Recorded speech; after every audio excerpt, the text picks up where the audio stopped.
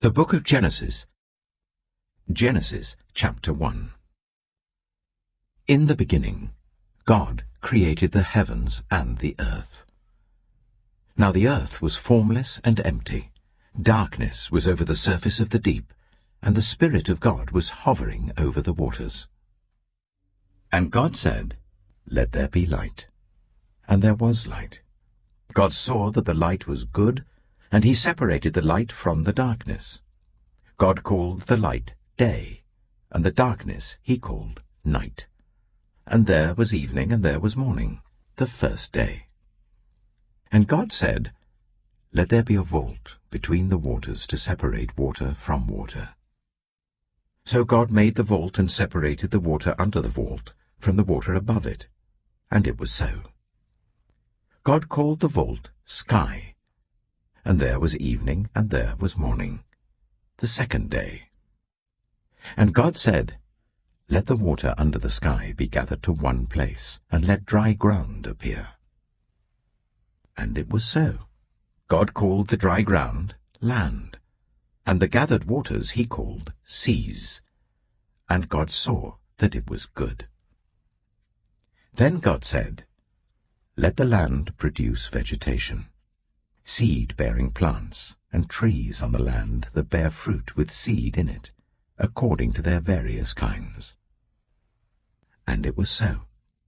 The land produced vegetation, plants bearing seed according to their kinds, and trees bearing fruit with seed in it according to their kinds. And God saw that it was good.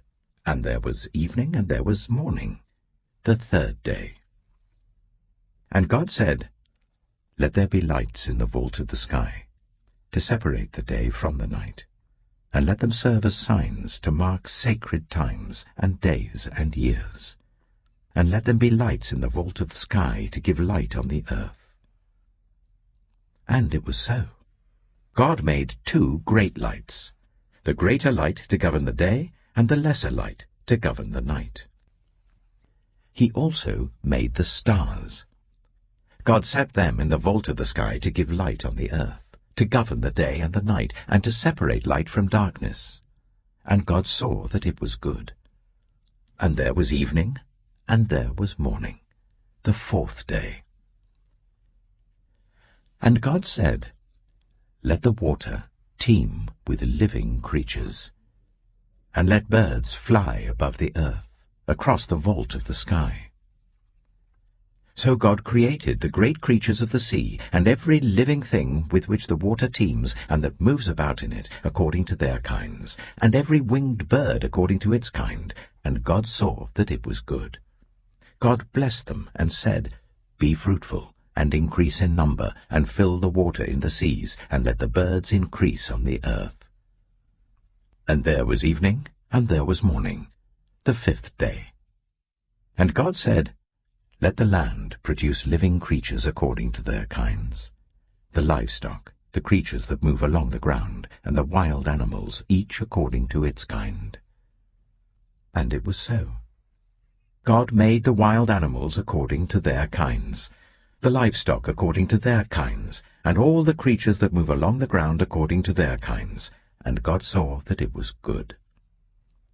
Then God said, "Let us make mankind in our image, in our likeness, so that they may rule over the fish in the sea and the birds in the sky, over the livestock and all the wild animals, and over all the creatures that move along the ground." So God created mankind in his own image. In the image of God he created them, male and female he created them. God blessed them and said to them, "Be fruitful, and increase in number. Fill the earth and subdue it. Rule over the fish in the sea and the birds in the sky, and over every living creature that moves on the ground." Then God said, "I give you every seed-bearing plant on the face of the whole earth, and every tree that has fruit with seed in it. They will be yours for food, and to all the beasts of the earth, and all the birds in the sky, and all the creatures that move along the ground, everything that has the breath of life in it, I give every green plant for food." And it was so. God saw all that he had made, and it was very good. And there was evening, and there was morning, the sixth day. Genesis chapter 2. Thus the heavens and the earth were completed in all their vast array. By the seventh day, God had finished the work he had been doing. So on the seventh day he rested from all his work. Then God blessed the seventh day and made it holy, because on it he rested from all the work of creating that he had done. This is the account of the heavens and the earth when they were created, when the Lord God made the earth and the heavens. Now no shrub had yet appeared on the earth, and no plant had yet sprung up. For the Lord God had not sent rain on the earth, and there was no one to work the ground. But streams came up from the earth, and watered the whole surface of the ground. Then the Lord God formed a man from the dust of the ground, and breathed into his nostrils the breath of life. And the man became a living being. Now the Lord God had planted a garden in the east, in Eden, and there he put the man he had formed. The Lord God made all kinds of trees grow out of the ground, trees that were pleasing to the eye and good for food. In the middle of the garden were the tree of life and the tree of the knowledge of good and evil. A river watering the garden flowed from Eden. From there it was separated into 4 headwaters. The name of the first is the Pishon. It winds through the entire land of Havilah, where there is gold. The gold of that land is good. Aromatic resin and onyx are also there. The name of the second river is the Gihon. It winds through the entire land of Cush. The name of the third river is the Tigris. It runs along the east side of Ashur, and the fourth river is the Euphrates. The Lord God took the man and put him in the Garden of Eden to work it and take care of it. And the Lord God commanded the man, "You are free to eat from any tree in the garden, but you must not eat from the tree of the knowledge of good and evil, for when you eat from it, you will certainly die." The Lord God said, "It is not good for the man to be alone. I will make a helper suitable for him." Now the Lord God had formed out of the ground all the wild animals and all the birds in the sky. He brought them to the man to see what he would name them, and whatever the man called each living creature, that was its name. So the man gave names to all the livestock, the birds in the sky, and all the wild animals. But for Adam no suitable helper was found. So the Lord God caused the man to fall into a deep sleep. And while he was sleeping, he took one of the man's ribs, and then closed up the place with flesh. Then the Lord God made a woman from the rib he had taken out of the man, and he brought her to the man. The man said, "This is now bone of my bones and flesh of my flesh. She shall be called woman, for she was taken out of man." That is why a man leaves his father and mother and is united to his wife, and they become one flesh. Adam and his wife were both naked, and they felt no shame. Genesis chapter 3. Now the snake was more crafty than any of the wild animals the Lord God had made. He said to the woman, "Did God really say, 'You must not eat from any tree in the garden'?" The woman said to the snake, "We may eat fruit from the trees in the garden, but God did say, 'You must not eat fruit from the tree that is in the middle of the garden, and you must not touch it, or you will die.'" "You will not certainly die," the snake said to the woman. "For God knows that when you eat from it, your eyes will be opened, and you will be like God, knowing good and evil." When the woman saw that the fruit of the tree was good for food and pleasing to the eye, and also desirable for gaining wisdom, she took some and ate it. She also gave some to her husband who was with her, and he ate it. Then the eyes of both of them were opened, and they realized they were naked. So they sewed fig leaves together and made coverings for themselves. Then the man and his wife heard the sound of the Lord God as he was walking in the garden in the cool of the day. And they hid from the Lord God among the trees of the garden. But the Lord God called to the man, "Where are you?" He answered, "I heard you in the garden, and I was afraid because I was naked, so I hid." And he said, "Who told you that you were naked? Have you eaten from the tree that I commanded you not to eat from?" The man said, "The woman you put here with me, she gave me some fruit from the tree, and I ate it." Then the Lord God said to the woman, "What is this you have done?" The woman said, "The snake deceived me, and I ate." So the Lord God said to the snake, "Because you have done this, cursed are you above all livestock and all wild animals. You will crawl on your belly, and you will eat dust all the days of your life. And I will put enmity between you and the woman, and between your offspring and hers. He will crush your head, and you will strike his heel." To the woman he said, "I will make your pains in childbearing very severe. With painful labor you will give birth to children. Your desire will be for your husband, and he will rule over you." To Adam he said, "Because you listened to your wife, and ate fruit from the tree about which I commanded you, you must not eat from it. Cursed is the ground because of you. Through painful toil you will eat food from it all the days of your life. It will produce thorns and thistles for you, and you will eat the plants of the field. By the sweat of your brow you will eat your food, until you return to the ground, since from it you were taken. For dust you are, and to dust you will return." Adam named his wife Eve, because she would become the mother of all the living.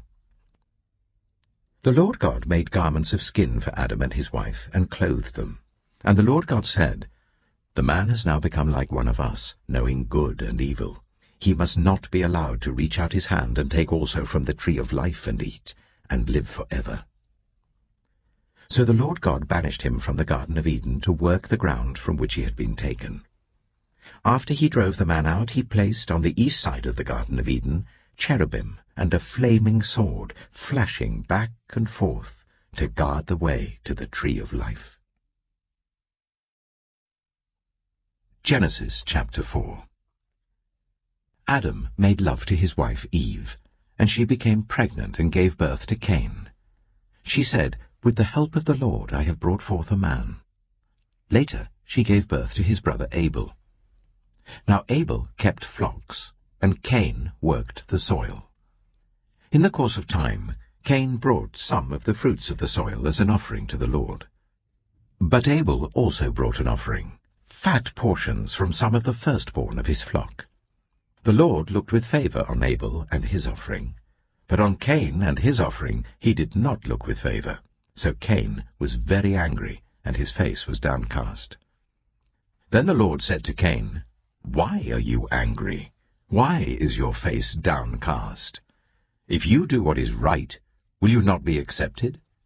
But if you do not do what is right, sin is crouching at your door. It desires to have you, but you must rule over it." Now Cain said to his brother Abel, "Let's go out to the field." While they were in the field, Cain attacked his brother Abel and killed him. Then the Lord said to Cain, "Where is your brother Abel?" "I don't know," he replied. "Am I my brother's keeper?" The Lord said, "What have you done? Listen, your brother's blood cries out to me from the ground. Now you are under a curse and driven from the ground, which opened its mouth to receive your brother's blood from your hand. When you work the ground, it will no longer yield its crops for you. You will be a restless wanderer on the earth." Cain said to the Lord, "My punishment is more than I can bear. Today you are driving me from the land, and I will be hidden from your presence. I will be a restless wanderer on the earth, and whoever finds me will kill me." But the Lord said to him, "Not so. Anyone who kills Cain will suffer vengeance 7 times over." Then the Lord put a mark on Cain, so that no one who found him would kill him. So Cain went out from the Lord's presence and lived in the land of Nod, east of Eden. Cain made love to his wife, and she became pregnant and gave birth to Enoch. Cain was then building a city, and he named it after his son Enoch. To Enoch was born Irad, and Irad was the father of Mehujael, and Mehujael was the father of Methusael, and Methusael was the father of Lamech. Lamech married 2 women, one named Ada and the other Zillah. Ada gave birth to Jabal. He was the father of those who live in tents and raise livestock. His brother's name was Jubal. He was the father of all who play stringed instruments and pipes. Zillah also had a son, Tubal-Cain, who forged all kinds of tools out of bronze and iron. Tubal-Cain's sister was Naamah. Lamech said to his wives, Ada and Zillah, listen to me. Wives of Lamech, hear my words. I have killed a man for wounding me, a young man for injuring me. If Cain is avenged 7 times, then Lamech 77 times. Adam made love to his wife again, and she gave birth to a son and named him Seth, saying, God has granted me another child in place of Abel, since Cain killed him. Seth also had a son, and he named him Enosh. At that time, people began to call on the name of the Lord. Genesis chapter 5. This is the written account of Adam's family line. When God created mankind, he made them in the likeness of God. He created them male and female and blessed them, and he named them mankind when they were created. When Adam had lived 130 years, he had a son in his own likeness, in his own image, and he named him Seth. After Seth was born, Adam lived 800 years and had other sons and daughters. Altogether, Adam lived a total of 930 years, and then he died. When Seth had lived 105 years, he became the father of Enosh. After he became the father of Enosh, Seth lived 807 years and had other sons and daughters. Altogether, Seth lived a total of 912 years, and then he died. When Enosh had lived 90 years, he became the father of Kinan. After he became the father of Kinan, Enosh lived 815 years and had other sons and daughters. Altogether, Enosh lived a total of 905 years, and then he died. When Kinan had lived 70 years, he became the father of Mahalalel. After he became the father of Mahalalel, Kinan lived 840 years and had other sons and daughters. Altogether, Kinan lived a total of 910 years, and then he died. When Mahalalel had lived 65 years, he became the father of Jared. After he became the father of Jared, Mahalalel lived 830 years and had other sons and daughters. Altogether, Mahalalel lived a total of 895 years, and then he died. When Jared had lived 162 years, he became the father of Enoch. After he became the father of Enoch, Jared lived 800 years and had other sons and daughters. Altogether, Jared lived a total of 962 years, and then he died. When Enoch had lived 65 years, he became the father of Methuselah. After he became the father of Methuselah, Enoch walked faithfully with God 300 years and had other sons and daughters. Altogether, Enoch lived a total of 365 years. Enoch walked faithfully with God. Then he was no more, because God took him away. When Methuselah had lived 187 years, he became the father of Lamech. After he became the father of Lamech, Methuselah lived 782 years and had other sons and daughters. Altogether, Methuselah lived a total of 969 years, and then he died. When Lamech had lived 182 years, he had a son. He named him Noah, and said, He will comfort us in the labor and painful toil of our hands, caused by the ground the Lord has cursed. After Noah was born, Lamech lived 595 years and had other sons and daughters. Altogether, Lamech lived a total of 777 years, and then he died. After Noah was 500 years old, he became the father of Shem, Ham, and Japheth. Genesis chapter 6. When human beings began to increase in number on the earth, and daughters were born to them, the sons of God saw that the daughters of humans were beautiful, and they married any of them they chose. Then the Lord said, "My spirit will not contend with humans forever, for they are mortal. Their days will be 120 years. The Nephilim were on the earth in those days, and also afterward, when the sons of God went to the daughters of humans and had children by them. They were the heroes of old, men of renown. The Lord saw how great the wickedness of the human race had become on the earth, and that every inclination of the thoughts of the human heart was only evil all the time. The Lord regretted that he had made human beings on the earth, and his heart was deeply troubled.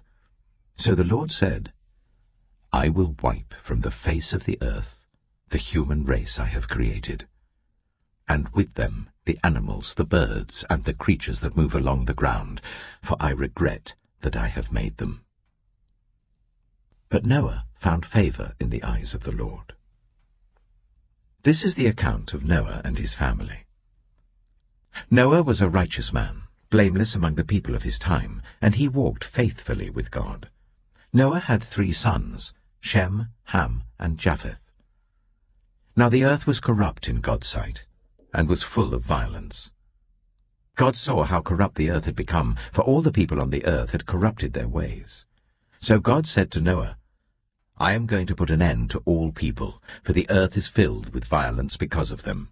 I am surely going to destroy both them and the earth. So make yourself an ark of cypress wood, make rooms in it, and coat it with pitch inside and out.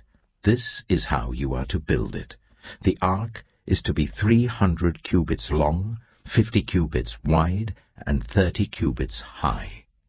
Make a roof for it, leaving below the roof an opening 1 cubit high all around.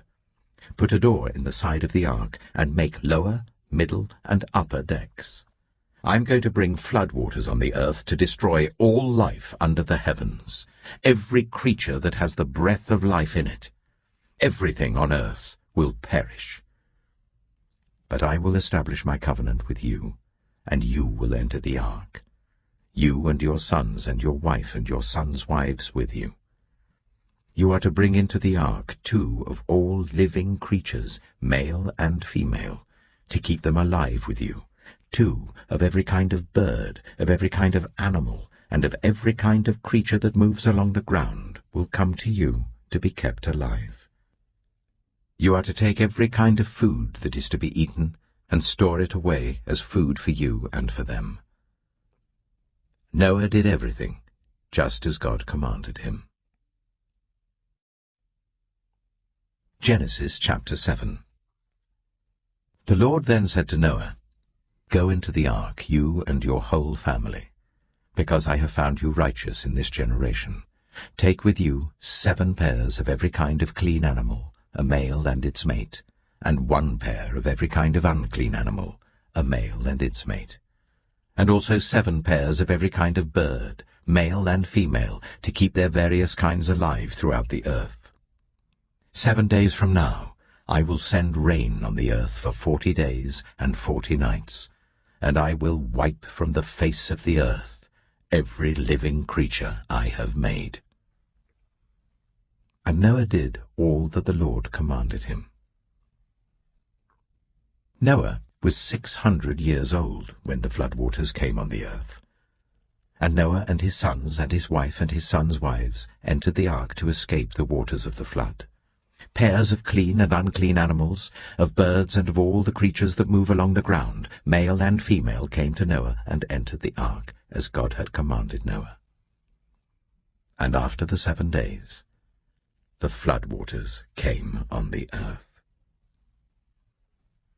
In the 600th year of Noah's life, on the 17th day of the 2nd month, on that day, all the springs of the great deep burst forth, and the floodgates of the heavens were opened, and rain fell on the earth 40 days and 40 nights. On that very day, Noah and his sons, Shem, Ham, and Japheth, together with his wife and the wives of his 3 sons, entered the ark. They had with them every wild animal according to its kind, all livestock according to their kinds, every creature that moves along the ground according to its kind, and every bird according to its kind, everything with wings. Pairs of all creatures that have the breath of life in them came to Noah and entered the ark. The animals going in were male and female of every living thing, as God had commanded Noah. Then the Lord shut him in. For 40 days the flood kept coming on the earth. And as the waters increased, they lifted the ark high above the earth. The waters rose and increased greatly on the earth, and the ark floated on the surface of the water. They rose greatly on the earth, and all the high mountains under the entire heavens were covered. The waters rose and covered the mountains to a depth of more than 15 cubits. Every living thing that moved on land perished.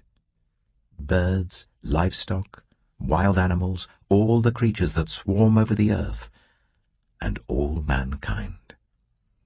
Everything on dry land that had the breath of life in its nostrils died. Every living thing on the face of the earth was wiped out. People and animals and the creatures that move along the ground and the birds were wiped from the earth. Only Noah was left, and those with him in the ark. The waters flooded the earth for 150 days. Genesis chapter 8. But God remembered Noah and all the wild animals and the livestock that were with him in the ark. And he sent a wind over the earth, and the waters receded. Now the springs of the deep and the floodgates of the heavens had been closed, and the rain had stopped falling from the sky. The water receded steadily from the earth. At the end of the 150 days the water had gone down. And on the 17th day of the 7th month the ark came to rest on the mountains of Ararat. The waters continued to recede until the 10th month, and on the first day of the 10th month the tops of the mountains became visible. After 40 days Noah opened a window he had made in the ark and sent out a raven, and it kept flying back and forth until the water had dried up from the earth. Then he sent out a dove to see if the water had receded from the surface of the ground. But the dove could find nowhere to perch because there was water over all the surface of the earth. So it returned to Noah in the ark. He reached out his hand and took the dove and brought it back to himself in the ark. He waited 7 more days and again sent out the dove from the ark. When the dove returned to him in the evening, there in its beak was a freshly plucked olive leaf. Then Noah knew that the water had receded from the earth. He waited 7 more days and sent the dove out again, but this time it did not return to him.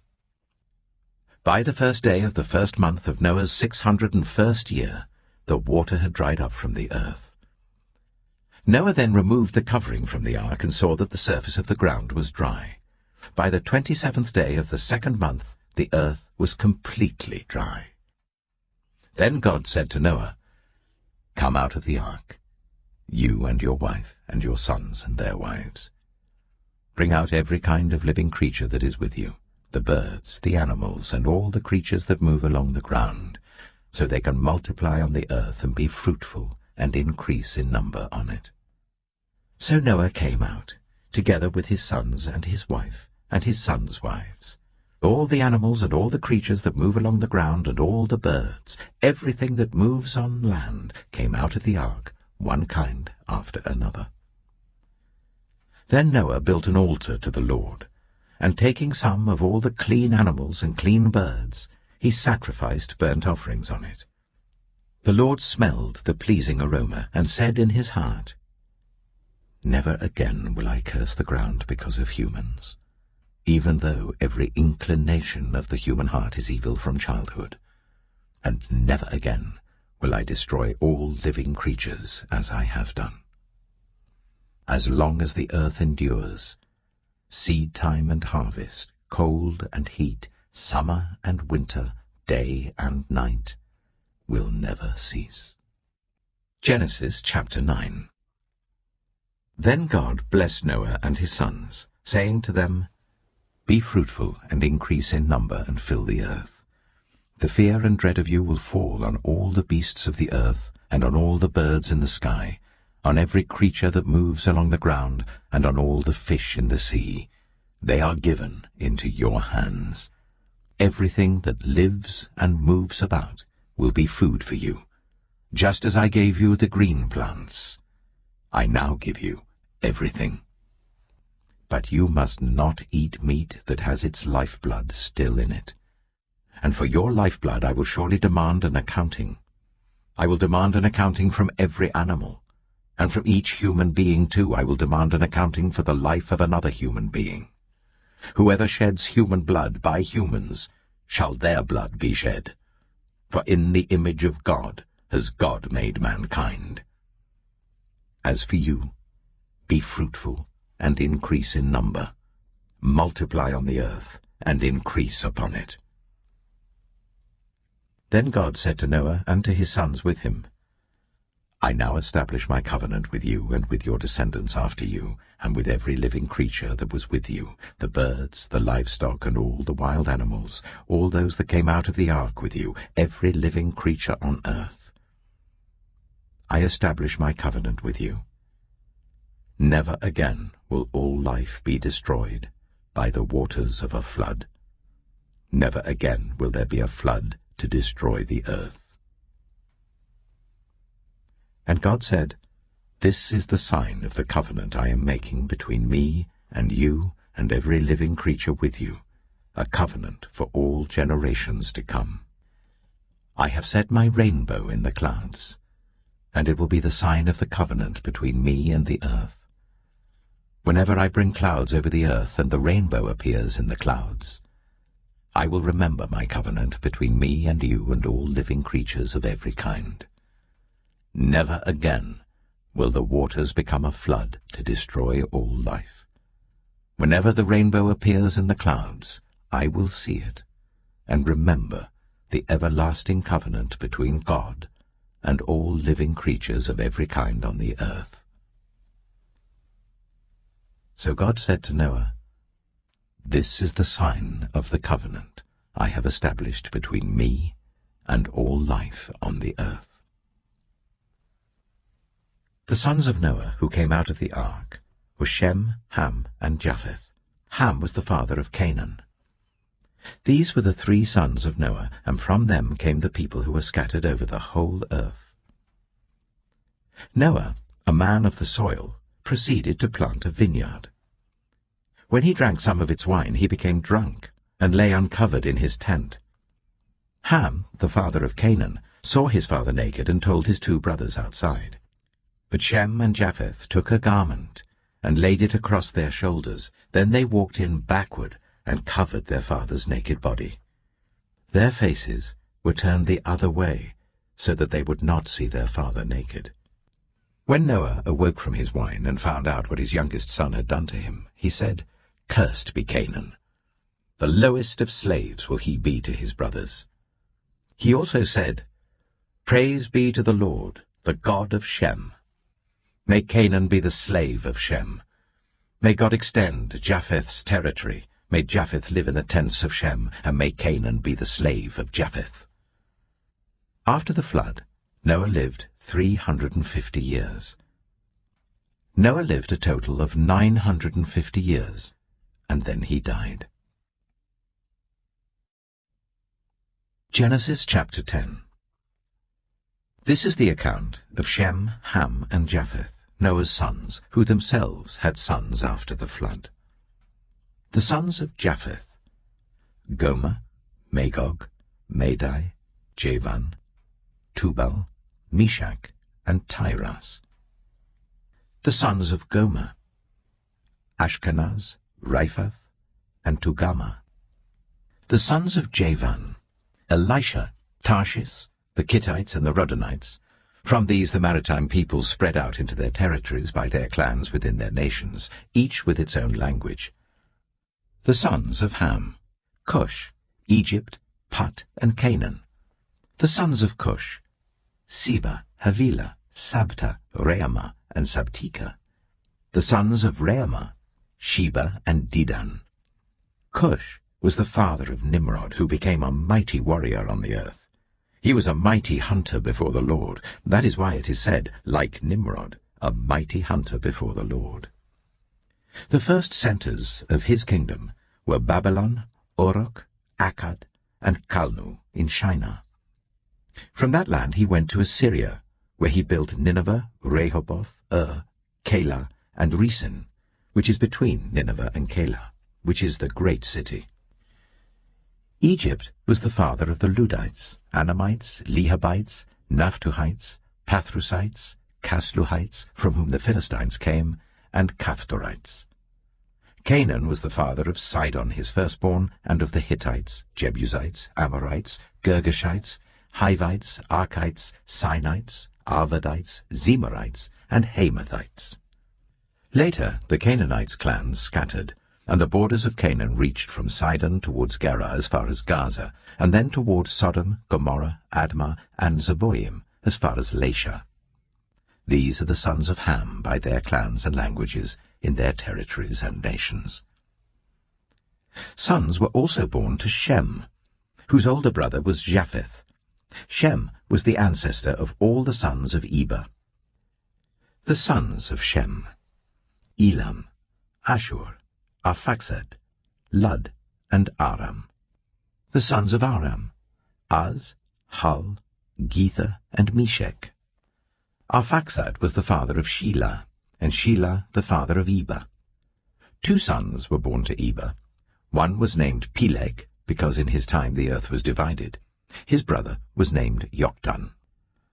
Joktan was the father of Almodad, Sheleph, Hazarmaveth, Jirah, Hadoram, Uzal, Dilah, Obal, Abimael, Sheba, Ophir, Havilah, and Jobab.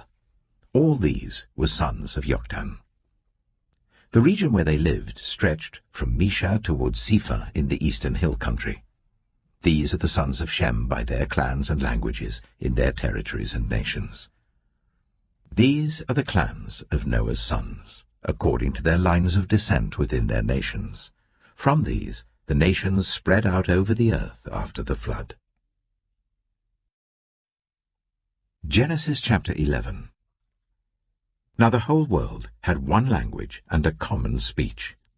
As people moved eastward, they found a plain in Shinar and settled there. They said to each other, "Come, let's make bricks and bake them thoroughly."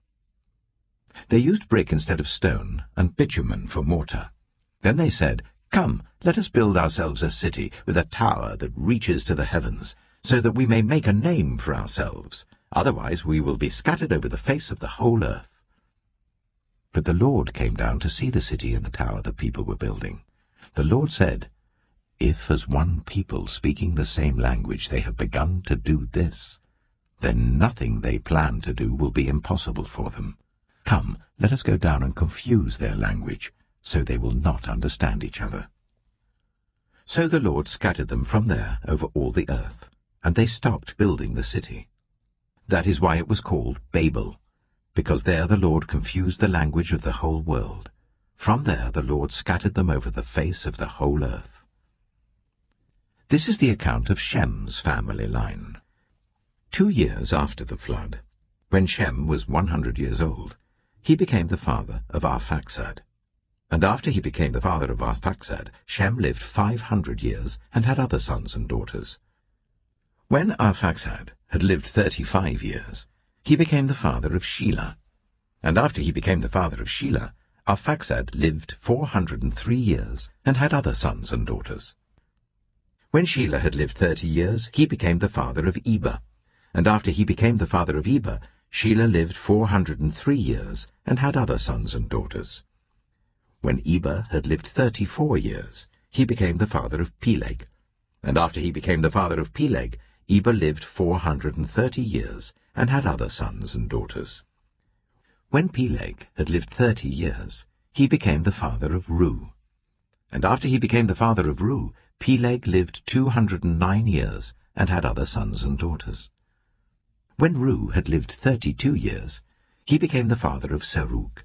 And after he became the father of Serug, Ru lived 207 years and had other sons and daughters. When Serug had lived 30 years, he became the father of Nahor. And after he became the father of Nahor, Serug lived 200 years and had other sons and daughters. When Nahor had lived 29 years, he became the father of Terah. And after he became the father of Terah, Nahor lived 119 years and had other sons and daughters. After Terah had lived 70 years, he became the father of Abram, Nahor, and Haran. This is the account of Terah's family line. Terah became the father of Abram, Nahor, and Haran became the father of Lot. While his father Terah was still alive, Haran died in Ur of the Chaldeans in the land of his birth. Abram and Nahor both married. The name of Abram's wife was Sarai, and the name of Nahor's wife was Milcah. She was the daughter of Haran, the father of both Milcah and Iscah. Now Sarai was childless because she was not able to conceive. Terah took his son Abram, his grandson Lot, son of Haran, and his daughter-in-law Sarai, the wife of his son Abram, and together they set out from Ur of the Chaldeans to go to Canaan. But when they came to Haran, they settled there. Terah lived 205 years, and he died in Haran. Genesis chapter 12. The Lord had said to Abram, "Go from your country, your people and your father's household, to the land I will show you. I will make you into a great nation, and I will bless you. I will make your name great, and you will be a blessing. I will bless those who bless you, and whoever curses you I will curse, and all peoples on earth will be blessed through you." So Abram went as the Lord had told him, and Lot went with him. Abram was 75 years old when he set out from Haran. He took his wife Sarai, his nephew Lot, all the possessions they had accumulated, and the people they had acquired in Haran, and they set out for the land of Canaan, and they arrived there. Abram travelled through the land as far as the site of the great tree of Moreh at Shechem. At that time the Canaanites were in the land. The Lord appeared to Abram and said, "To your offspring I will give this land." So he built an altar there to the Lord who had appeared to him. From there he went on toward the hills east of Bethel and pitched his tent, with Bethel on the west and Ai on the east.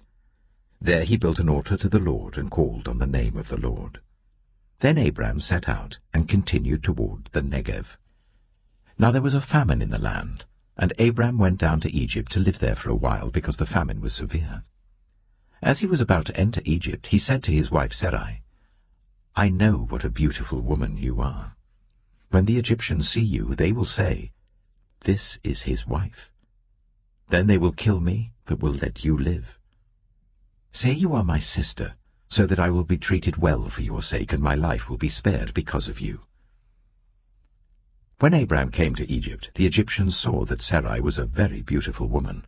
And when Pharaoh's officials saw her, they praised her to Pharaoh, and she was taken into his palace. He treated Abram well for her sake, and Abram acquired sheep and cattle, male and female donkeys, male and female servants, and camels.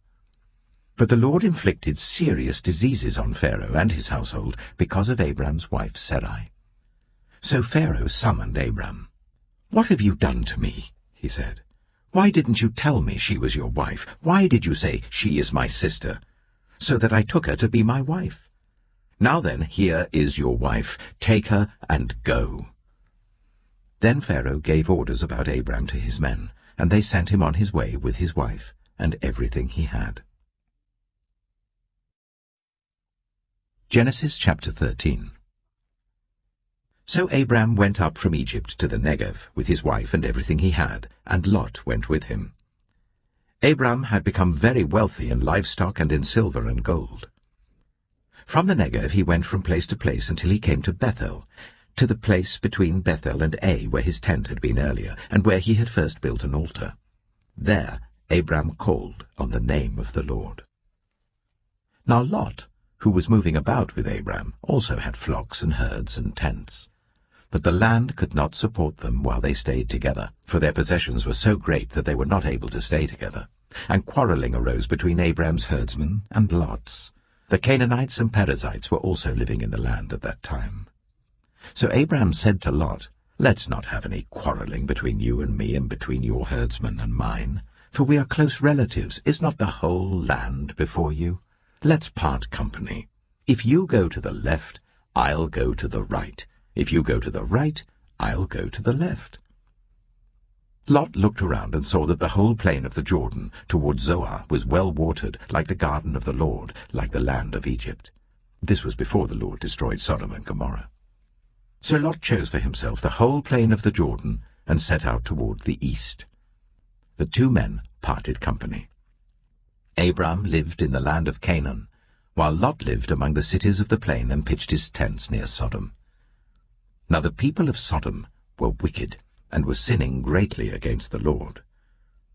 The Lord said to Abram, after Lot had parted from him, "Look around from where you are, to the north and south, to the east and west. All the land that you see, I will give to you and your offspring forever. I will make your offspring like the dust of the earth, so that if anyone could count the dust, then your offspring could be counted. Go, walk through the length and breadth of the land, for I am giving it to you." So Abram went to live near the great trees of Mamre at Hebron, where he pitched his tents. There he built an altar to the Lord. Genesis chapter 14. At the time when Amraphel was king of Shinar, Arioch king of Elasar, Kedorlaomer king of Elam, and Tidal king of Goyim, these kings went to war against Bera king of Sodom, Bersha king of Gomorrah, Shinab king of Admah, Shemeba king of Zeboim, and the king of Bela, that is Zoar. All these latter kings joined forces in the valley of Siddim, that is the Dead Sea Valley. For 12 years they had been subject to Kedorlaomer, but in the 13th year they rebelled.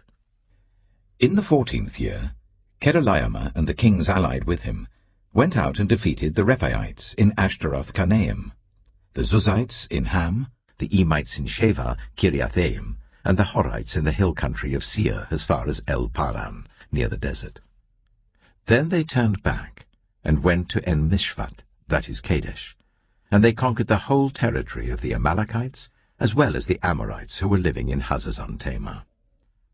Then the king of Sodom, the king of Gomorrah, the king of Admah, the king of Zeboim, and the king of Bela, that is Zoar, marched out and drew up their battle lines in the valley of Siddim against Kedorlaomer, king of Elam, Tidal, king of Goim, Amraphel, king of Shinar, and Arioch, king of Elasar, 4 kings against 5.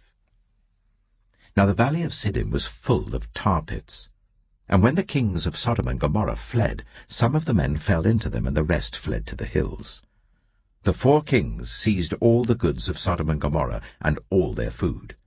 Then they went away. They also carried off Abram's nephew, Lot, and his possessions, since he was living in Sodom. A man who had escaped came and reported this to Abram the Hebrew. Now Abram was living near the great trees of Mamre the Amorite, a brother of Eshcol and Ane, all of whom were allied with Abram. When Abram heard that his relative had been taken captive, he called out 318 trained men born in his household, and went in pursuit as far as Dan. During the night, Abram divided his men to attack them, and he routed them, pursuing them as far as Hobah, north of Damascus. He recovered all the goods and brought back his relative Lot and his possessions, together with the women and the other people. After Abram returned from defeating Kedorlaomer, and the kings allied with him, the king of Sodom came out to meet him in the valley of Shaveh, that is the king's valley. Then Melchizedek, king of Salem, brought out bread and wine.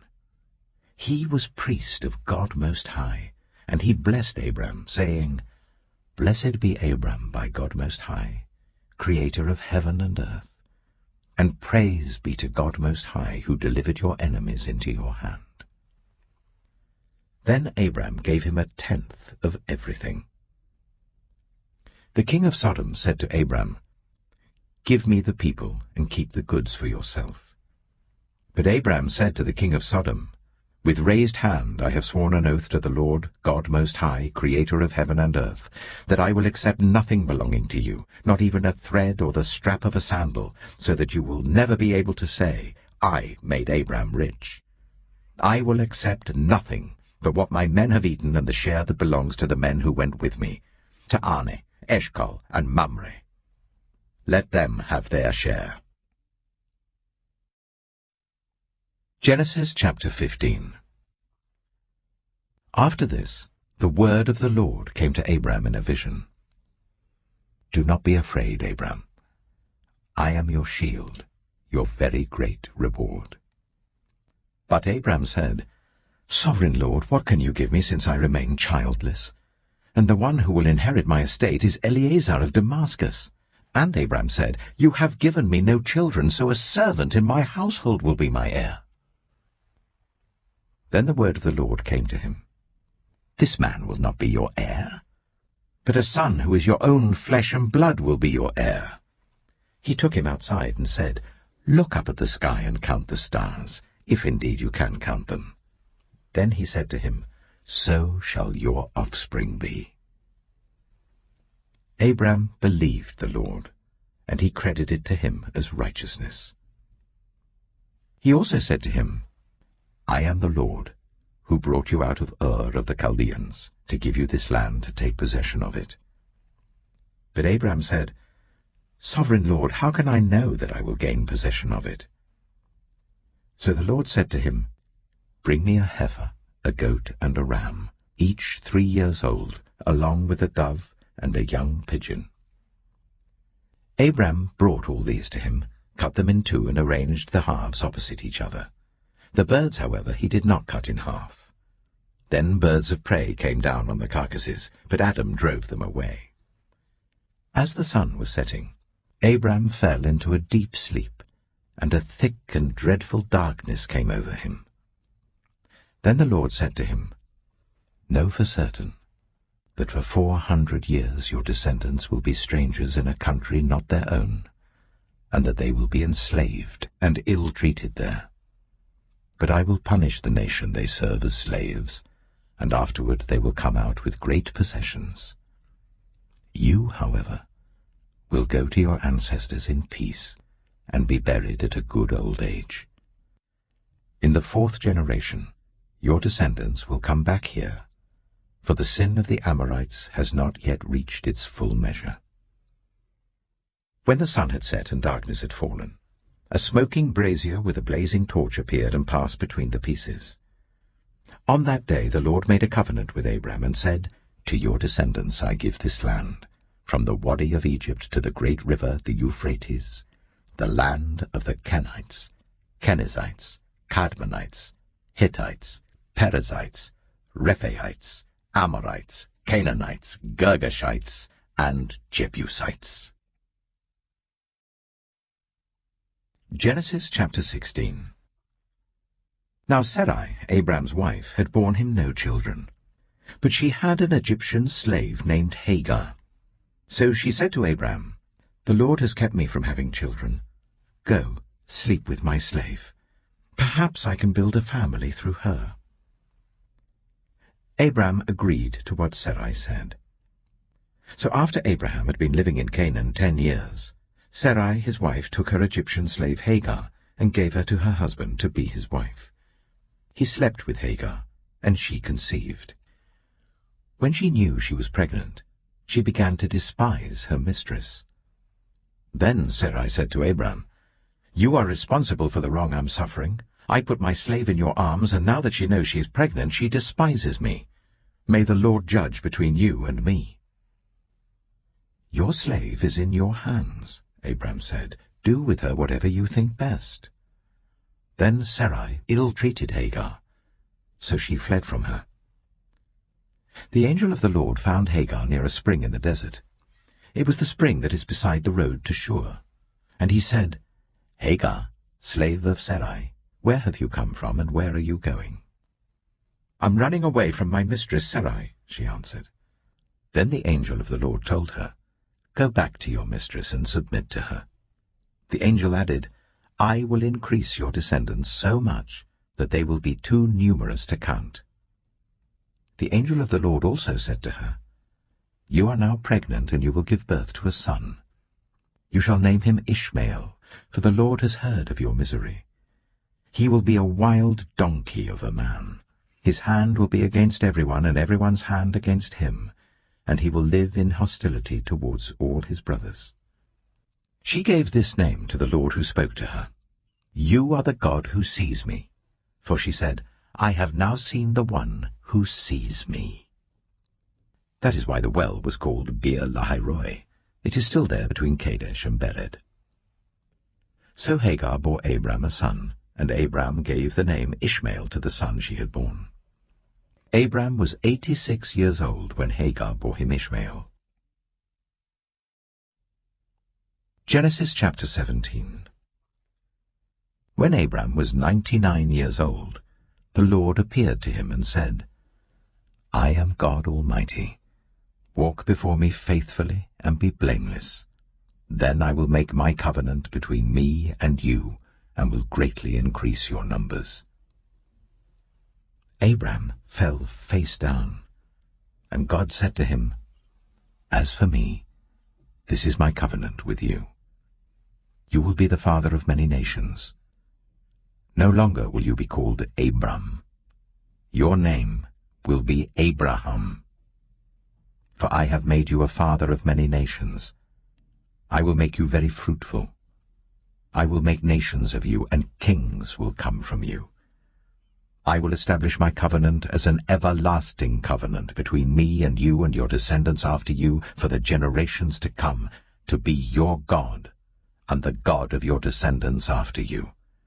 The whole land of Canaan, where you now reside as a foreigner, I will give as an everlasting possession to you and your descendants after you, and I will be their God." Then God said to Abraham, "As for you, you must keep my covenant, you and your descendants after you for the generations to come. This is my covenant with you and your descendants after you, the covenant you are to keep. Every male among you shall be circumcised.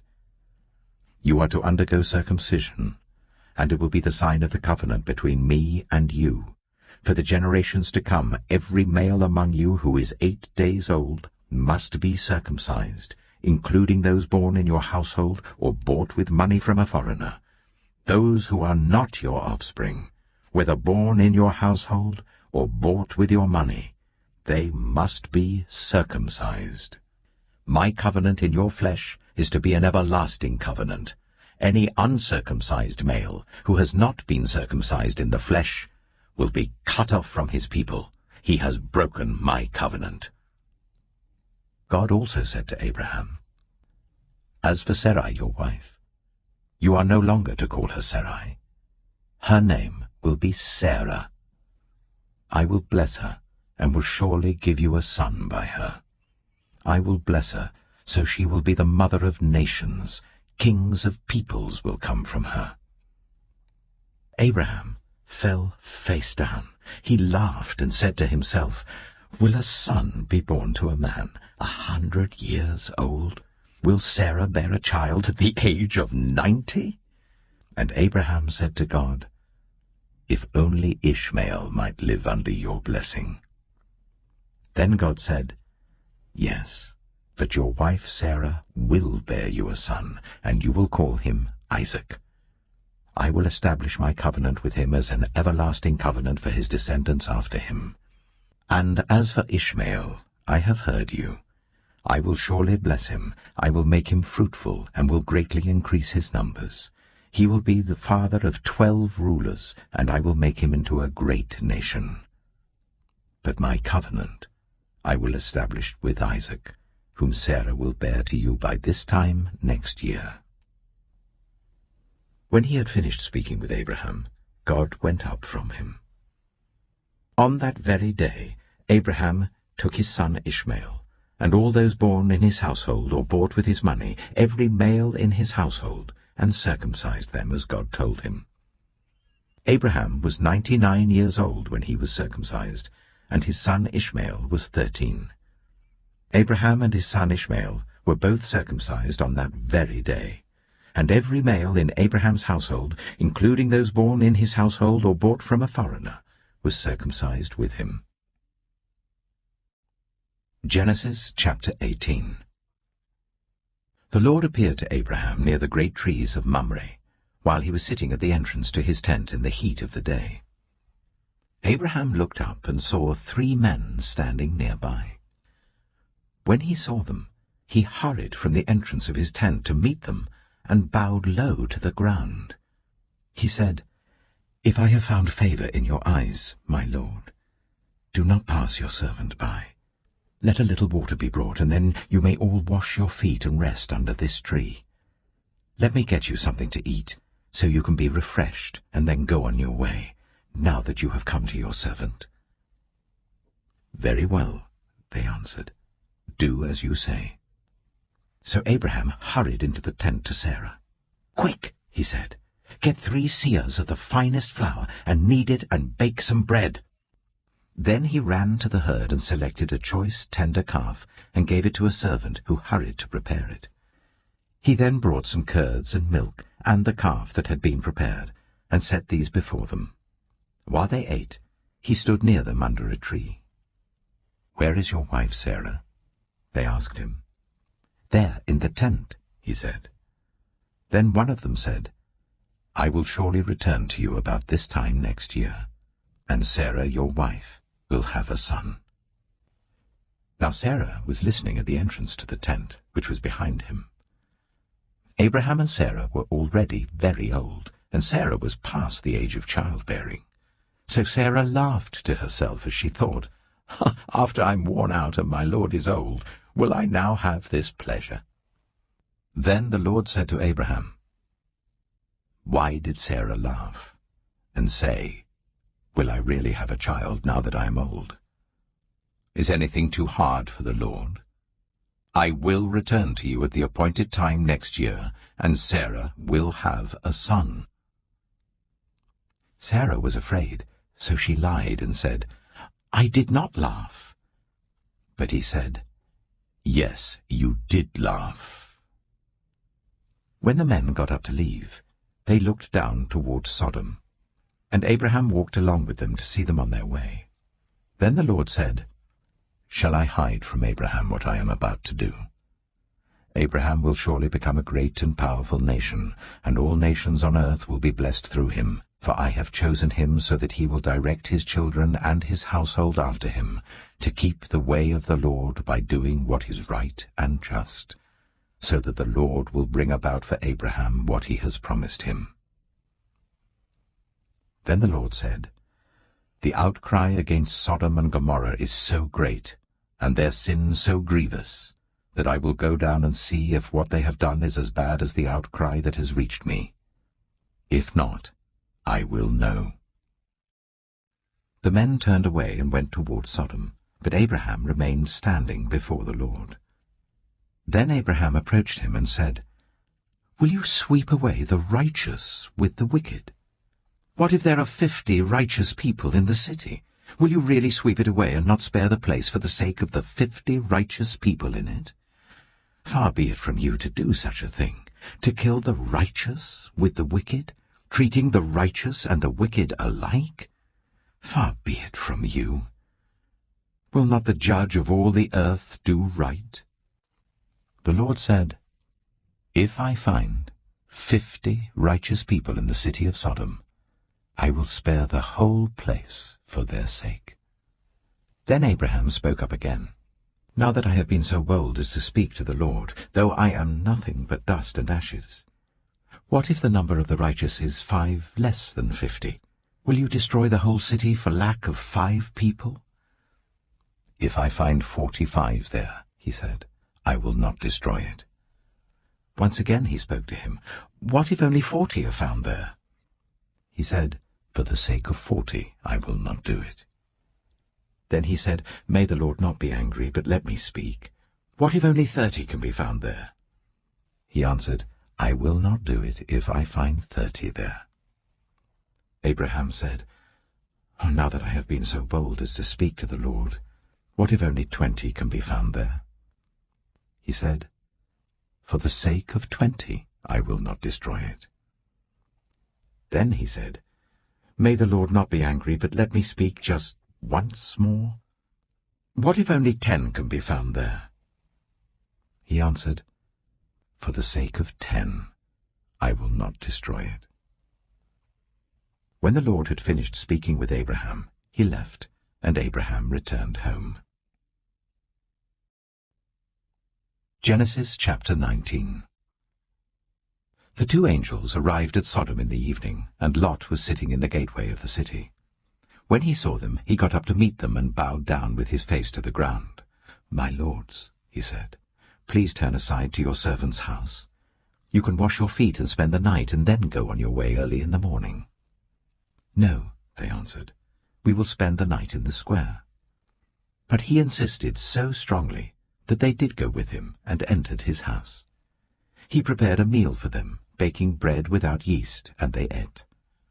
Before they had gone to bed, all the men from every part of the city of Sodom, both young and old, surrounded the house.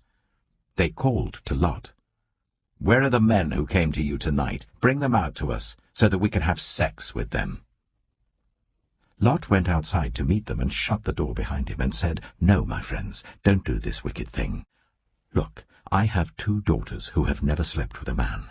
Let me bring them out to you, and you can do what you like with them, but don't do anything to these men, for they have come under the protection of my roof." "Get out of our way," they replied.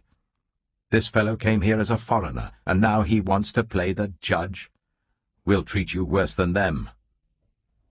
They kept bringing pressure on Lot and moved forward to break down the door.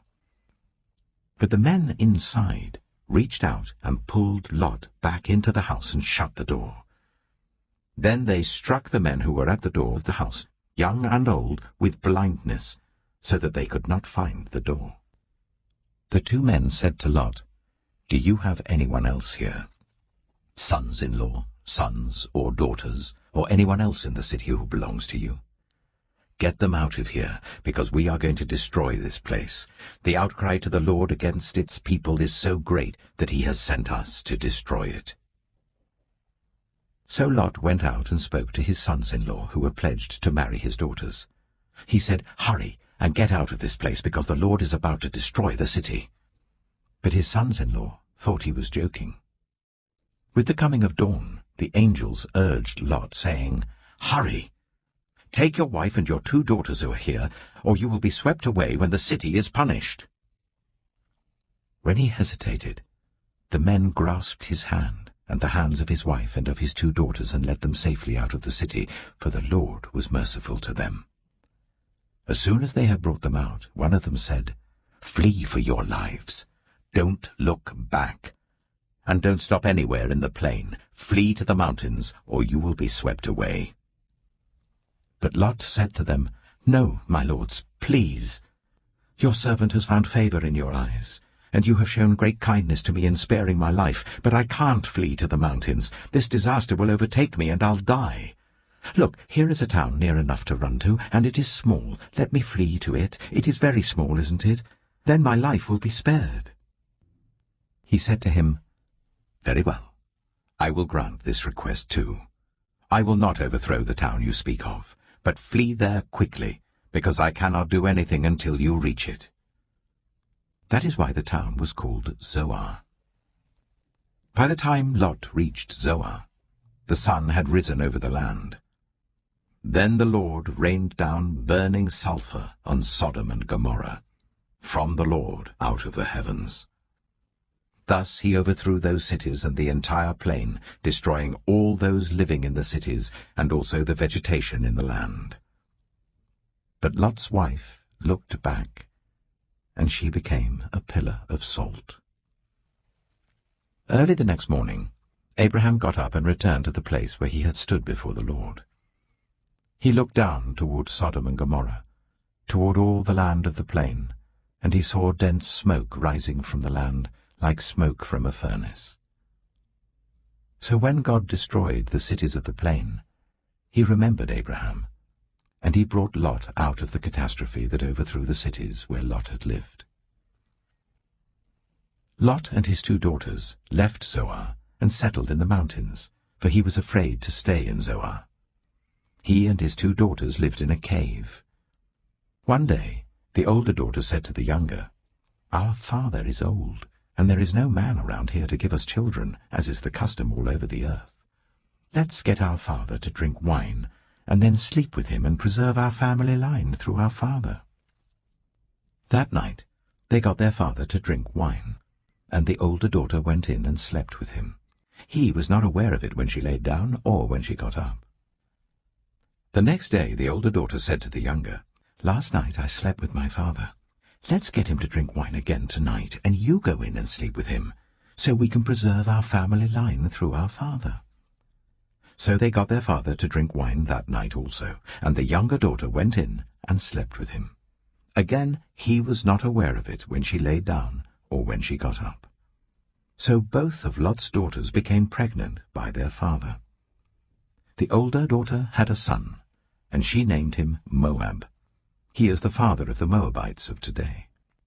The younger daughter also had a son, and she named him Ben-Ami. He is the father of the Ammonites of today. Genesis chapter 20. Now Abraham moved on from there into the region of the Negev and lived between Kadesh and Shur. For a while he stayed in Gerar, and there Abraham said of his wife Sarah, "She is my sister." Then Abimelech, king of Gerar, sent for Sarah and took her. But God came to Abimelech in a dream one night and said to him, "You are as good as dead because of the woman you have taken. She is a married woman." Now Abimelech had not gone near her, so he said, "Lord, will you destroy an innocent nation? Did he not say to me, 'She is my sister'? And didn't she also say, 'He is my brother'? I've done this with a clear conscience and clean hands." Then God said to him in the dream, "Yes, I know you did this with a clear conscience, and so I have kept you from sinning against me. That is why I did not let you touch her. Now return the man's wife, for he is a prophet, and he will pray for you, and you will live. But if you do not return her, you may be sure that you and all who belong to you will die." Early the next morning, Abimelech summoned all his officials, and when he told them all that had happened, they were very much afraid. Then Abimelech called Abraham in and said, "What have you done to us? How have I wronged you that you have brought such guilt upon me and my kingdom? You have done things to me that should never be done." And Abimelech asked Abraham, "What was your reason for doing this?" Abraham replied, "I said to myself, 'There is surely no fear of God in this place, and they will kill me because of my wife. Besides, she really is my sister, the daughter of my father, though not of my mother, and she became my wife. And when God caused me to wander from my father's household, I said to her, This is how you can show your love to me. Everywhere we go, say of me, He is my brother.'" Then Abimelech brought sheep and cattle and male and female slaves and gave them to Abraham, and he returned Sarah his wife to him. And Abimelech said, "My land is before you. Live wherever you like." To Sarah he said, "I am giving your brother 1,000 shekels of silver. This is to cover the offense against you before all who are with you. You are completely vindicated." Then Abraham prayed to God, and God healed Abimelech, his wife, and his female slaves, so they could have children again. For the Lord had kept all the women in Abimelech's household from conceiving because of Abraham's wife Sarah. Genesis chapter 21. Now the Lord was gracious to Sarah, as he had said, and the Lord did for Sarah what he had promised. Sarah became pregnant and bore a son to Abraham in his old age, at the very time God had promised him. Abraham gave the name Isaac to the son Sarah bore him. When his son, Isaac, was 8 days old, Abraham circumcised him as God commanded him. Abraham was 100 years old when his son Isaac was born to him. Sarah said, "God has brought me laughter, and everyone who hears about this will laugh with me." And she added, "Who would have said to Abraham that Sarah would nurse children? Yet I have borne him a son in his old age." The child grew and was weaned, and on the day Isaac was weaned, Abraham held a great feast. But Sarah saw that the son whom Hagar the Egyptian had borne to Abraham was mocking, and she said to Abraham, "Get rid of that slave woman and her son, for that woman's son will never share in the inheritance with my son Isaac." The matter distressed Abraham greatly because it concerned his son. But God said to him, "Do not be so distressed about the boy and your slave woman. Listen to whatever Sarah tells you, because it is through Isaac that your offspring will be reckoned. I will make the son of the slave into a nation also, because he is your offspring." Early the next morning Abraham took some food and a skin of water and gave them to Hagar. He set them on her shoulders and then sent her off with the boy. She went on her way and wandered in the desert of Beersheba. When the water in the skin was gone, she put the boy under one of the bushes. Then she went off and sat down about a bowshot away, for she thought, "I cannot watch the boy die." And as she sat there, she began to sob. God heard the boy crying. And the angel of God called to Hagar from heaven and said to her, "What is the matter, Hagar? Do not be afraid. God has heard the boy crying as he lies there. Lift the boy up and take him by the hand, for I will make him into a great nation." Then God opened her eyes, and she saw a well of water. So she went and filled the skin with water and gave the boy a drink. God was with the boy as he grew up.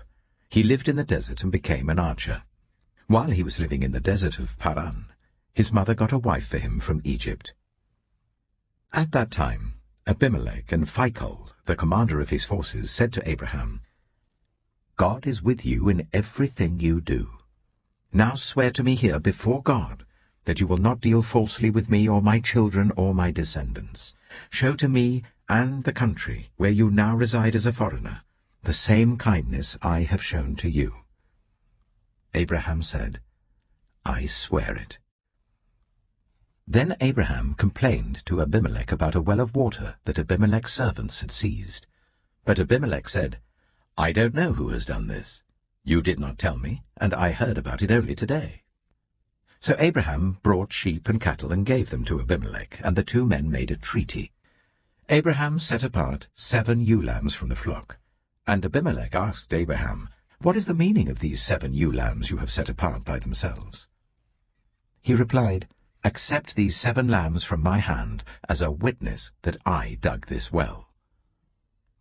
So that place was called Beersheba, because the 2 men swore an oath there. After the treaty had been made at Beersheba, Abimelech and Phicol, the commander of his forces, returned to the land of the Philistines. Abraham planted a tamarisk tree in Beersheba, and there he called on the name of the Lord, the eternal God. And Abraham stayed in the land of the Philistines for a long time. Genesis chapter 22. Sometime later, God tested Abraham. He said to him, "Abraham." "Here I am," he replied. Then God said, "Take your son, your only son, whom you love, Isaac, and go to the region of Moriah. Sacrifice him there as a burnt offering on a mountain I will show you." Early the next morning, Abraham got up and loaded his donkey. He took with him 2 of his servants and his son Isaac. When he had cut enough wood for the burnt offering, he set out for the place God had told him about. On the 3rd day, Abraham looked up and saw the place in the distance. He said to his servants, "Stay here with the donkey while I and the boy go over there. We will worship, and then we will come back to you." Abraham took the wood for the burnt offering and placed it on his son Isaac, and he himself carried the fire and the knife. As the 2 of them went on together, Isaac spoke up and said to his father Abraham, "Father?" "Yes, my son," Abraham replied. "The fire and wood are here," Isaac said. "But where is the lamb for the burnt offering?" Abraham answered, "God himself will provide the lamb for the burnt offering, my son." And the two of them went on together. When they reached the place God had told him about, Abraham built an altar there and arranged the wood on it. He bound his son Isaac and laid him on the altar on top of the wood. Then he reached out his hand and took the knife to slay his son. But the angel of the Lord called out to him from heaven, "Abraham! Abraham!" "Here I am," he replied. "Do not lay a hand on the boy," he said. "Do not do anything to him. Now I know that you fear God, because you have not withheld from me your son, your only son." Abraham looked up, and there in the thicket he saw a ram caught by its horns. He went over and took the ram and sacrificed it as a burnt offering instead of his son. So Abraham called that place, "The Lord will provide," and to this day it is said, "On the mountain of the Lord it will be provided."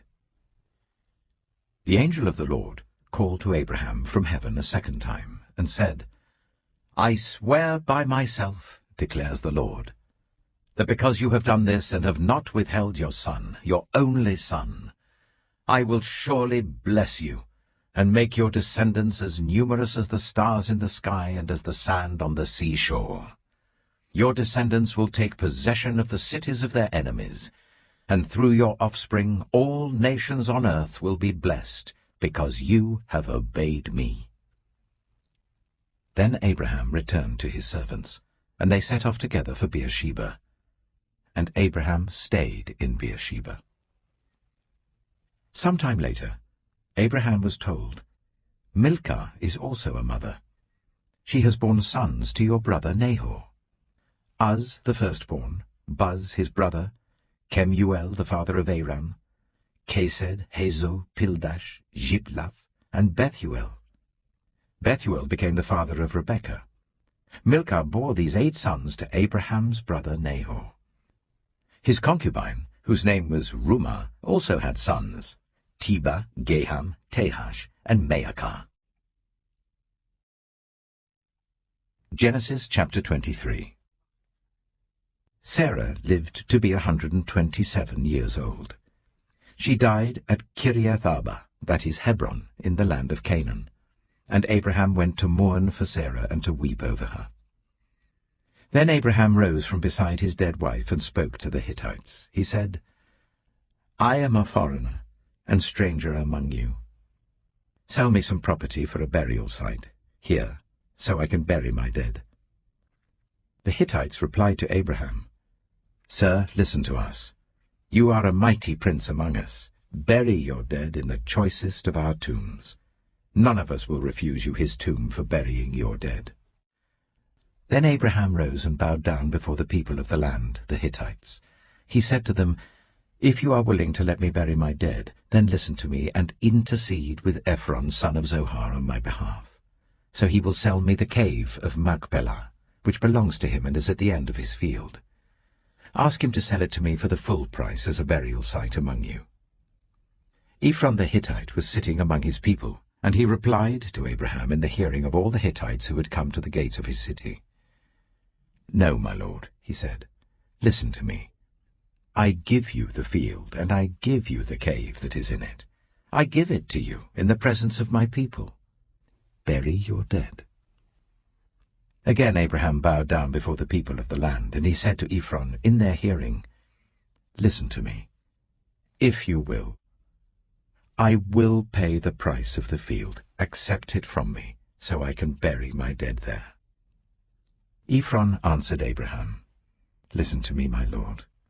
The land is worth 400 shekels of silver. But what is that between you and me? Bury your dead."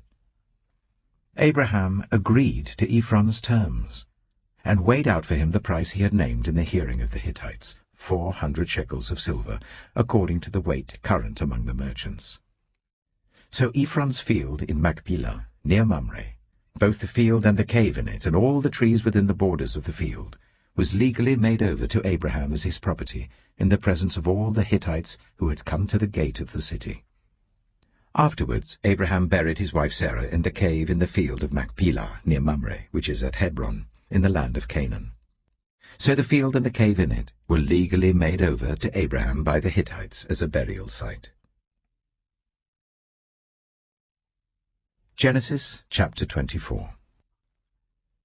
Abraham was now very old, and the Lord had blessed him in every way. He said to the senior servant in his household, the one in charge of all that he had, "Put your hand under my thigh. I want you to swear by the Lord, the God of heaven and the God of earth, that you will not get a wife for my son from the daughters of the Canaanites, among whom I am living, but will go to my country and my own relatives and get a wife for my son Isaac." The servant asked him, "What if the woman is unwilling to come back with me to this land?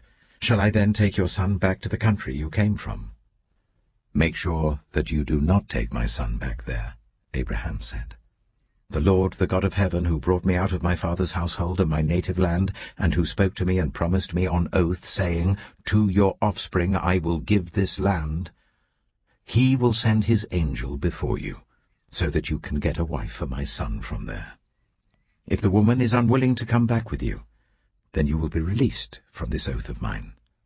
Only do not take my son back there." So the servant put his hand under the thigh of his master Abraham, and swore an oath to him concerning this matter. Then the servant left, taking with him 10 of his master's camels, loaded with all kinds of good things from his master. He set out for Aram Naharaim, and made his way to the town of Nahor. He made the camels kneel down near the well outside the town. It was toward evening, the time the women go out to draw water. Then he prayed, "Lord, God of my master Abraham, make me successful today and show kindness to my master Abraham. See, I am standing beside this spring, and the daughters of the townspeople are coming out to draw water.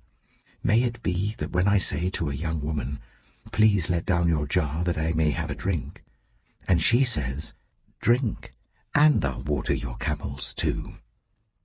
Let her be the one you have chosen for your servant Isaac.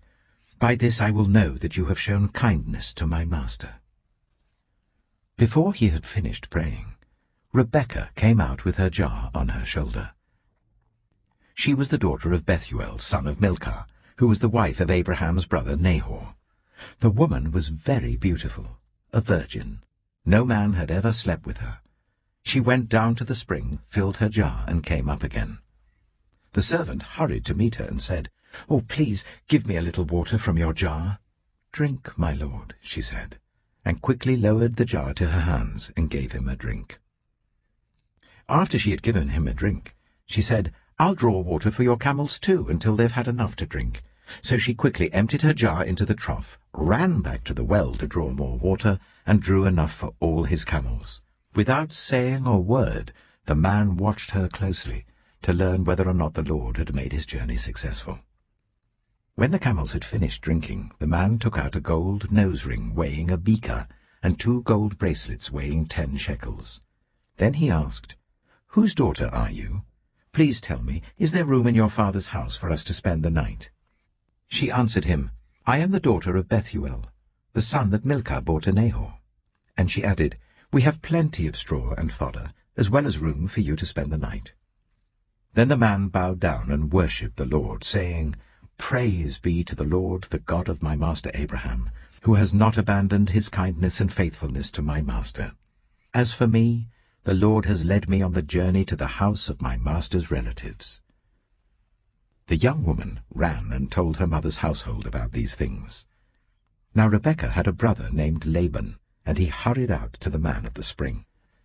As soon as he had seen the nose ring and the bracelets on his sister's arms, and had heard Rebekah tell what the man had said to her, he went out to the man and found him standing by the camels near the spring. "Come, you who are blessed by the Lord," he said. "Why are you standing out here?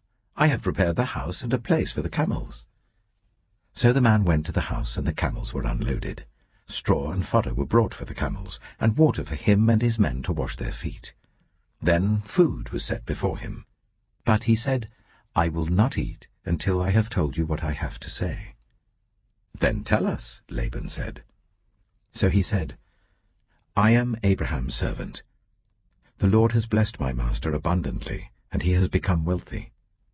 He has given him sheep and cattle, silver and gold, male and female servants, and camels and donkeys. My master's wife, Sarah, has borne him a son in her old age, and he has given him everything he owns. And my master made me swear an oath, and said, 'You must not get a wife for my son from the daughters of the Canaanites in whose land I live, but go to my father's family, to my own clan, and get a wife for my son.' Then I asked my master, 'What if the woman will not come back with me?' He replied, 'The Lord before whom I have walked faithfully will send his angel with you and make your journey a success, so that you can get a wife for my son, from my own clan and from my father's family. You will be released from my oath if, when you go to my clan, they refuse to give her to you. Then you will be released from my oath.'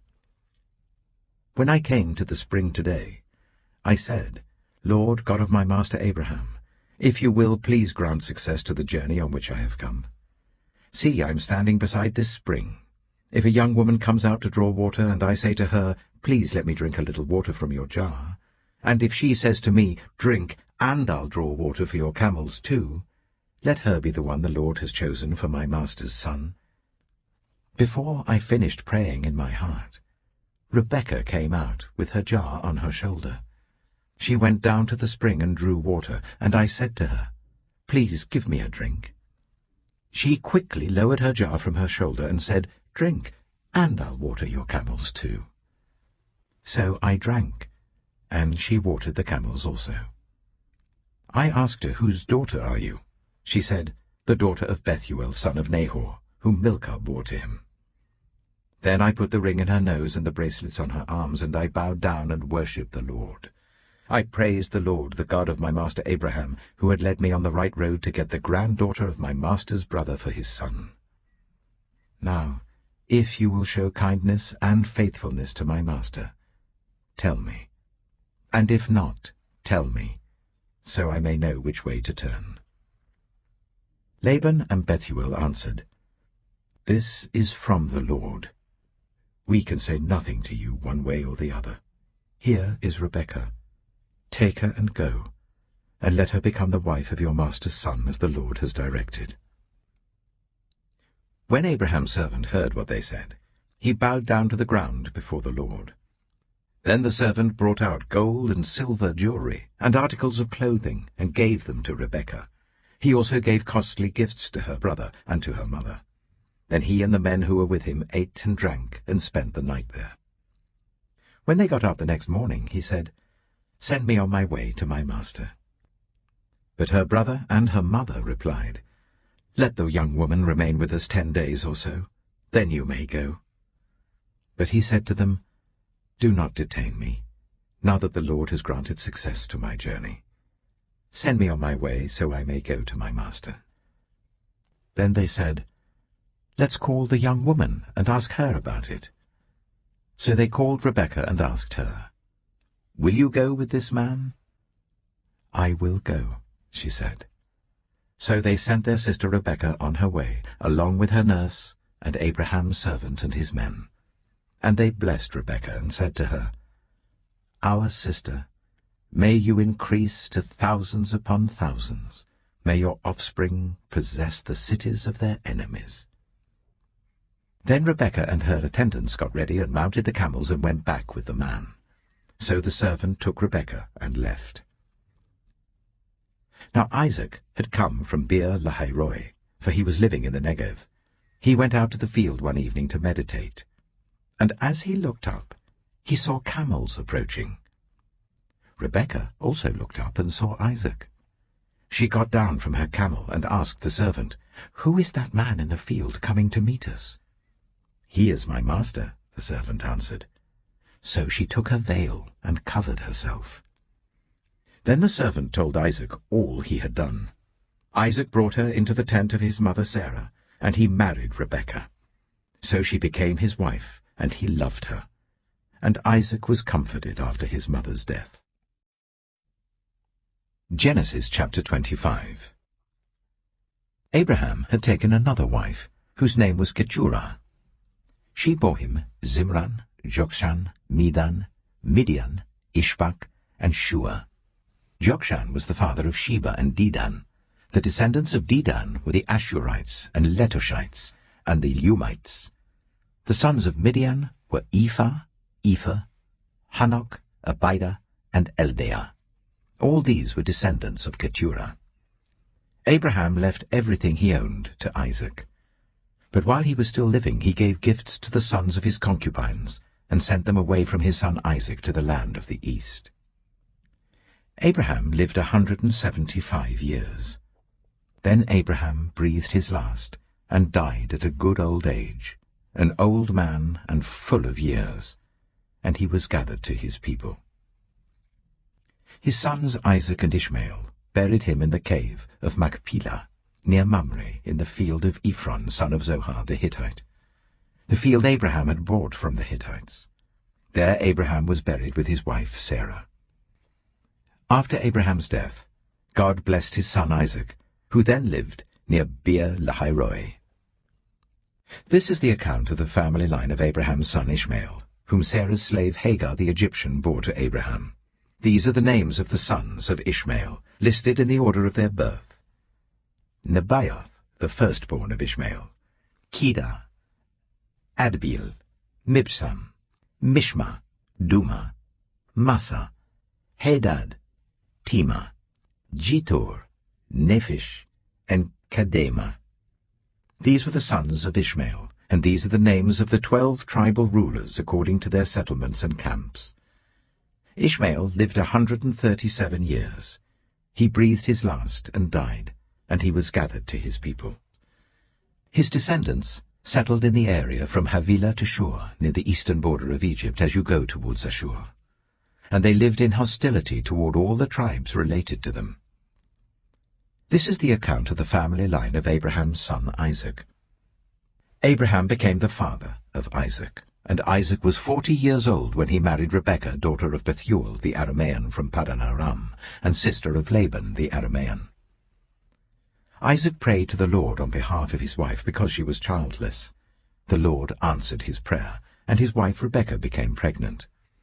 The babies jostled each other within her, and she said, "Why is this happening to me?" So she went to inquire of the Lord. The Lord said to her, "2 nations are in your womb, and 2 peoples from within you will be separated. 1 people will be stronger than the other, and the older will serve the younger."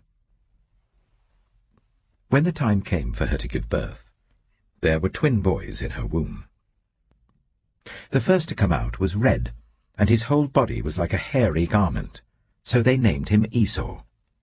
After this his brother came out, with his hand grasping Esau's heel, so he was named Jacob. Isaac was 60 years old when Rebekah gave birth to them. The boys grew up, and Esau became a skillful hunter, a man of the open country, while Jacob was content to stay at home among the tents. Isaac, who had a taste for wild game, loved Esau, but Rebekah loved Jacob. Once, when Jacob was cooking some stew, Esau came in from the open country, famished. He said to Jacob, "Quick, let me have some of that red stew. I'm famished." That is why he was also called Edom. Jacob replied, "First sell me your birthright." "Look, I am about to die," Esau said. "What good is the birthright to me?" But Jacob said, "Swear to me first." So he swore an oath to him, selling his birthright to Jacob. Then Jacob gave Esau some bread and some lentil stew. He ate and drank, and then got up and left.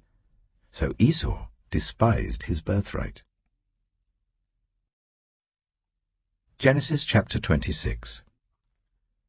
Now there was a famine in the land, besides the previous famine in Abraham's time, and Isaac went to Abimelech, king of the Philistines, in Gerar. The Lord appeared to Isaac and said, "Do not go down to Egypt. Live in the land where I tell you to live. Stay in this land for a while, and I will be with you and will bless you. For to you and your descendants I will give all these lands, and will confirm the oath I swore to your father Abraham. I will make your descendants as numerous as the stars in the sky, and will give them all these lands. And through your offspring all nations on earth will be blessed, because Abraham obeyed me and did everything I required of him, keeping my commands, my decrees, and my instructions." So Isaac stayed in Gerar. When the men of that place asked him about his wife, he said, "She is my sister," because he was afraid to say, "She is my wife." He thought the men of this place might kill me on account of Rebekah, because she is beautiful.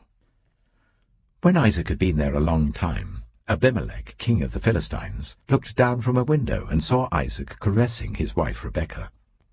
So Abimelech summoned Isaac and said, "She is really your wife. Why did you say, 'She is my sister'?" Isaac answered him, "Because I thought I might lose my life on account of her."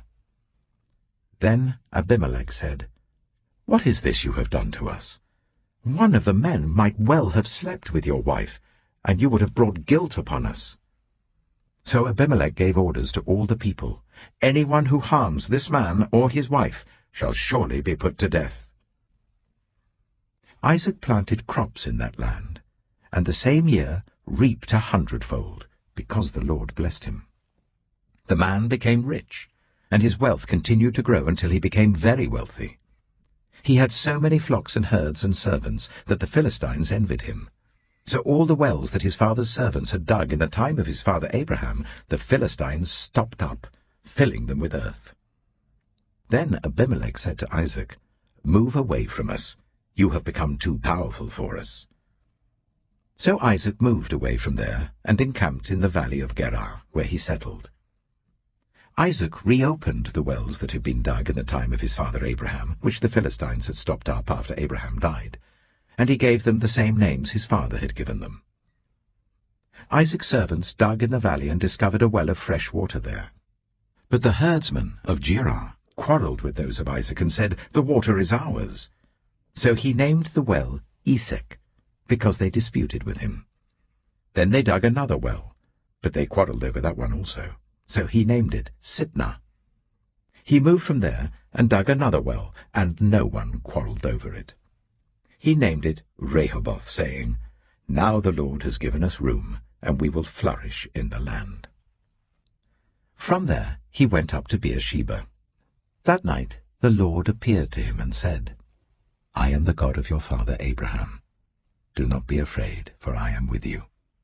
I will bless you and will increase the number of your descendants for the sake of my servant Abraham." Isaac built an altar there and called on the name of the Lord. There he pitched his tent, and there his servants dug a well. Meanwhile, Abimelech had come to him from Gerar with Huzzah, his personal adviser, and Phicol, the commander of his forces. Isaac asked them, "Why have you come to me, since you were hostile to me and sent me away?" They answered, "We saw clearly that the Lord was with you. So we said there ought to be a sworn agreement between us and you. Let us make a treaty with you, that you will do us no harm, just as we did not harm you, but always treated you well and sent you away peacefully. And now you are blessed by the Lord." Isaac then made a feast for them, and they ate and drank. Early the next morning the men swore an oath to each other. Then Isaac sent them on their way, and they went away peacefully. That day Isaac's servants came and told him about the well they had dug. They said, "We've found water." He called it Sheba, and to this day the name of the town has been Beersheba. When Esau was 40 years old, he married Judith, daughter of Beeri the Hittite, and also Basemath, daughter of Elon the Hittite. They were a source of grief to Isaac and Rebekah. Genesis chapter 27. When Isaac was old and his eyes were so weak that he could no longer see, he called for Esau his older son and said to him, "My son." "Here I am," he answered. Isaac said, "I am now an old man and don't know the day of my death. Now then, get your equipment, your quiver and bow, and go out to the open country to hunt some wild game for me. Prepare me the kind of tasty food I like, and bring it to me to eat, so that I may give you my blessing before I die." Now Rebekah was listening as Isaac spoke to his son Esau. When Esau left for the open country to hunt game and bring it back, Rebekah said to her son Jacob, "Look, I overheard your father say to your brother Esau, 'Bring me some game and prepare me some tasty food to eat, so that I may give you my blessing in the presence of the Lord before I die.' Now, my son, listen carefully and do what I tell you. Go out to the flock and bring me 2 choice young goats, so I can prepare some tasty food for your father, just the way he likes it. Then take it to your father to eat, so that he may give you his blessing before he dies." Jacob said to Rebekah his mother, "But my brother Esau is a hairy man, while I have smooth skin. What if my father touches me? I would appear to be tricking him, and would bring down a curse on myself rather than a blessing." His mother said to him, "My son, let the curse fall on me. Just do what I say. Go and get them for me." So he went and got them and brought them to his mother, and she prepared some tasty food, just the way his father liked it. Then Rebekah took the best clothes of Esau, her older son, which she had in the house, and put them on her younger son Jacob. She also covered his hands and the smooth part of his neck with the goat skins. Then she handed to her son Jacob the tasty food and the bread she had made. He went to his father and said, "My father?" "Yes, my son," he answered. "Who is it?" Jacob said to his father, "I am Esau, your firstborn. I have done as you told me. Please sit up and eat some of my game, so that you may give me your blessing." Isaac asked his son, "How did you find it so quickly, my son?" "The Lord your God gave me success," he replied. Then Isaac said to Jacob, "Come near so I can touch you, my son, to know whether you really are my son Esau or not." Jacob went close to his father Isaac, who touched him and said, "The voice is the voice of Jacob, but the hands are the hands of Esau." He did not recognize him, for his hands were hairy like those of his brother Esau, so he proceeded to bless him. "Are you really my son Esau?" he asked. "I am," he replied. Then he said, "My son, bring me some of your game to eat, so that I may give you my blessing." Jacob brought it to him, and he ate, and he brought some wine, and he drank. Then his father Isaac said to him, "Come here, my son, and kiss me." So he went to him and kissed him. When Isaac caught the smell of his clothes, he blessed him and said, "Ah, the smell of my son is like the smell of a field that the Lord has blessed.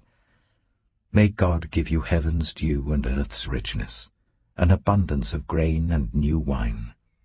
May nations serve you and peoples bow down to you. Be lord over your brothers, and may the sons of your mother bow down to you. May those who curse you be cursed, and those who bless you be blessed." After Isaac finished blessing him, and Jacob had scarcely left his father's presence, his brother Esau came in from hunting. He too prepared some tasty food and brought it to his father. Then he said to him, "My father, please sit up and eat some of my game, so that you may give me your blessing." His father Isaac asked him, "Who are you?" "I am your son," he answered, "your firstborn, Esau." Isaac trembled violently and said, "Who was it, then, that hunted game and brought it to me? I ate it just before you came, and I blessed him, and indeed he will be blessed." When Esau heard his father's words, he burst out with a loud and bitter cry, and said to his father, "Bless me, me too, my father." But he said, "Your brother came deceitfully and took your blessing." Esau said, "Isn't he rightly named Jacob? This is the second time he has taken advantage of me. He took my birthright, and now he's taken my blessing." Then he asked, "Haven't you reserved any blessing for me?" Isaac answered Esau, "I have made him lord over you, and have made all his relatives his servants, and I have sustained him with grain and new wine. So what can I possibly do for you, my son?" Esau said to his father, "Do you only have one blessing, my father? Bless me too, my father." Then Esau wept aloud. His father Isaac answered him, "Your dwelling will be away from the earth's richness, away from the dew of heaven above. You will live by the sword, and you will serve your brother. But when you grow restless, you will throw his yoke from off your neck." Esau held a grudge against Jacob because of the blessing his father had given him. He said to himself, "The days of mourning for my father are near. Then I will kill my brother Jacob." When Rebekah was told what her older son Esau had said, she sent for her younger son Jacob and said to him, "Your brother Esau is planning to avenge himself by killing you. Now then, my son, do what I say. Flee at once to my brother Laban in Haran.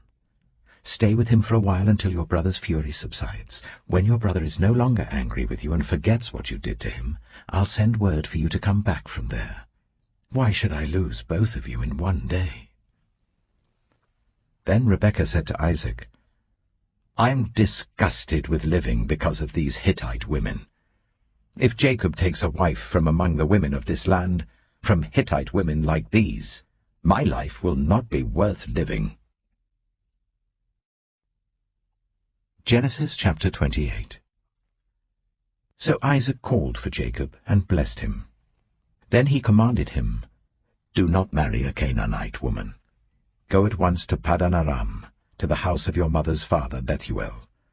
Take a wife for yourself there from among the daughters of Laban, your mother's brother. May God Almighty bless you and make you fruitful and increase your numbers, until you become a community of peoples. May he give you and your descendants the blessing given to Abraham, so that you may take possession of the land where you now reside as a foreigner, the land God gave to Abraham." Then Isaac sent Jacob on his way, and he went to Paddan Aram, to Laban son of Bethuel the Aramean, the brother of Rebekah, who was the mother of Jacob and Esau. Now Esau learned that Isaac had blessed Jacob and had sent him to Paddan Aram to take a wife from there, and that when he blessed him he commanded him, "Do not marry a Canaanite woman," and that Jacob had obeyed his father and mother and had gone to Paddan Aram. Esau then realized how displeasing the Canaanite women were to his father Isaac. So he went to Ishmael and married Mahalath, the sister of Nebaioth, and daughter of Ishmael, son of Abraham, in addition to the wives he already had. Jacob left Beersheba and set out for Haran. When he reached a certain place, he stopped for the night because the sun had set. Taking one of the stones there, he put it under his head and lay down to sleep. He had a dream, in which he saw a stairway resting on the earth with its top reaching to heaven, and the angels of God were ascending and descending on it. There above it stood the Lord, and he said, "I am the Lord, the God of your father Abraham and the God of Isaac. I will give you and your descendants the land on which you are lying. Your descendants will be like the dust of the earth, and you will spread out to the west and to the east, to the north and to the south. All peoples on earth will be blessed through you and your offspring. I am with you and will watch over you wherever you go, and I will bring you back to this land. I will not leave you until I have done what I have promised you." When Jacob awoke from his sleep, he thought, "Surely the Lord is in this place, and I was not aware of it." He was afraid and said, "How awesome is this place! This is none other than the house of God. This is the gate of heaven." Early the next morning, Jacob took the stone he had placed under his head and set it up as a pillar and poured oil on top of it. He called that place Bethel, though the city used to be called Luz. Then Jacob made a vow, saying, "If God will be with me and will watch over me on this journey I am taking, and will give me food to eat and clothes to wear, so that I return safely to my father's household, then the Lord will be my God. And this stone that I have set up as a pillar will be God's house, and of all that you give me, I will give you 1/10." Genesis chapter 29.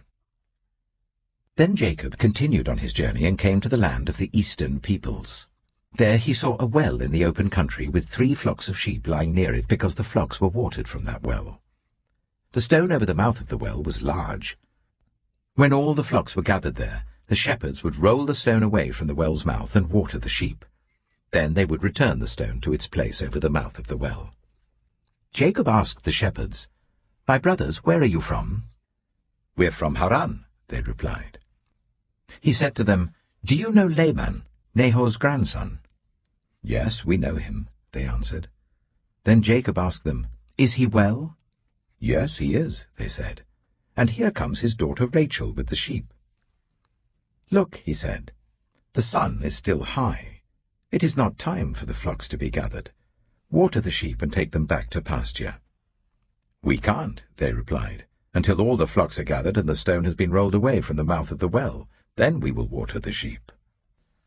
While he was still talking with them, Rachel came with her father's sheep, for she was a shepherd. When Jacob saw Rachel, daughter of his uncle Laban, and Laban's sheep, he went over and rolled the stone away from the mouth of the well and watered his uncle's sheep. Then Jacob kissed Rachel and began to weep aloud. He had told Rachel that he was a relative of her father and a son of Rebekah. So she ran and told her father. As soon as Laban heard the news about Jacob, his sister's son, he hurried to meet him. He embraced him and kissed him and brought him to his home. And there Jacob told him all these things. Then Laban said to him, "You are my own flesh and blood." After Jacob had stayed with him for a whole month, Laban said to him, "Just because you're a relative of mine, should you work for me for nothing? Tell me what your wages should be." Now Laban had 2 daughters. The name of the older was Leah, and the name of the younger was Rachel. Leah had weak eyes, but Rachel had a lovely figure and was beautiful. Jacob was in love with Rachel and said, "I'll work for you 7 years in return for your younger daughter Rachel." Laban said, "It's better that I give her to you than to some other man. Stay here with me." So Jacob served 7 years to get Rachel, but they seemed like only a few days to him because of his love for her. Then Jacob said to Laban, "Give me my wife. My time is completed, and I want to make love to her." So Laban brought together all the people of the place and gave a feast. But when evening came, he took his daughter Leah and brought her to Jacob, and Jacob made love to her. And Laban gave his servant Zilpah to his daughter as her attendant. When morning came, there was Leah. So Jacob said to Laban, "What is this you have done to me? I served you for Rachel, didn't I? Why have you deceived me?" Laban replied, "It is not our custom here to give the younger daughter in marriage before the older one.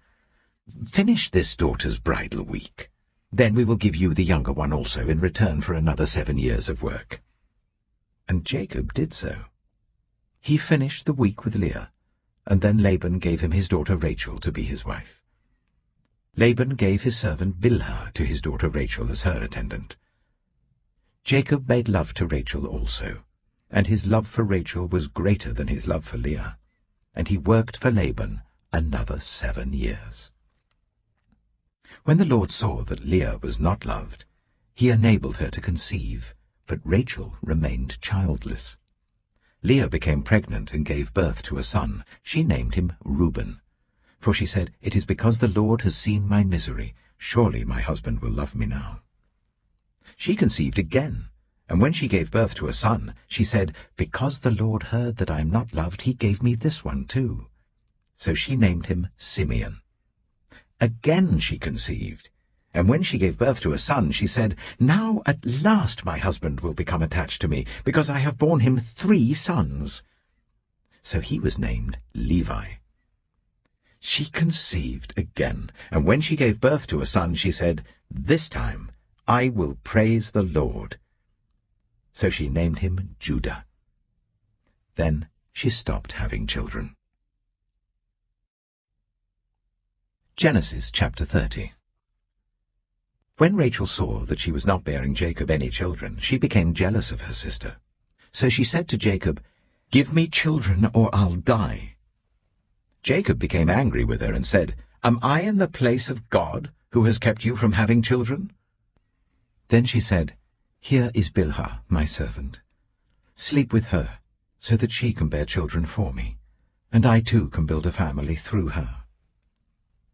So she gave him her servant Bilhah as a wife. Jacob slept with her, and she became pregnant and bore him a son.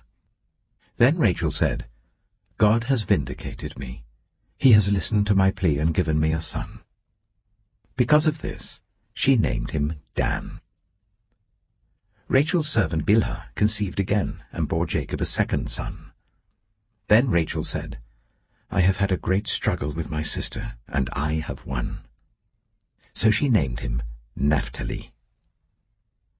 When Leah saw that she had stopped having children, she took her servant Zilpah and gave her to Jacob as a wife.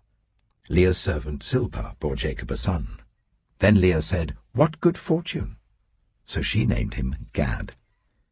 Leah's servant Zilpah bore Jacob a second son. Then Leah said, "How happy I am! The women will call me happy." So she named him Asher. During wheat harvest, Reuben went out into the fields and found some mandrake plants, which he brought to his mother Leah. Rachel said to Leah, "Please give me some of your son's mandrakes." But she said to her, "Wasn't it enough that you took away my husband? Will you take my son's mandrakes too?" "Very well," Rachel said. "He can sleep with you tonight in return for your son's mandrakes." So when Jacob came in from the fields that evening, Leah went out to meet him. "You must sleep with me," she said. "I have hired you with my son's mandrakes." So he slept with her that night. God listened to Leah, and she became pregnant and bore Jacob a fifth son. Then Leah said, "God has rewarded me for giving my servant to my husband." So she named him Issachar. Leah conceived again and bore Jacob a sixth son. Then Leah said, "God has presented me with a precious gift. This time my husband will treat me with honor because I have borne him 6 sons." So she named him Zebulun. Sometime later she gave birth to a daughter and named her Dinah. Then God remembered Rachel. He listened to her and enabled her to conceive. She became pregnant and gave birth to a son, and said, "God has taken away my disgrace." She named him Joseph, and said, "May the Lord add to me another son." After Rachel gave birth to Joseph, Jacob said to Laban, "Send me on my way so I can go back to my own homeland. Give me my wives and children for whom I have served you, and I will be on my way. You know how much work I've done for you." But Laban said to him, "If I have found favor in your eyes, please stay. I have learned by divination that the Lord has blessed me because of you." He added, "Name your wages, and I will pay them." Jacob said to him, "You know how I have worked for you, and how your livestock has fared under my care. The little you had before I came has increased greatly, and the Lord has blessed you wherever I have been. But now, when may I do something for my own household?" "What shall I give you?" he asked. "Don't give me anything," Jacob replied. "But if you will do this one thing for me, I will go on tending your flocks and watching over them. Let me go through all your flocks today and remove from them every speckled or spotted sheep, every dark-colored lamb, and every spotted or speckled goat.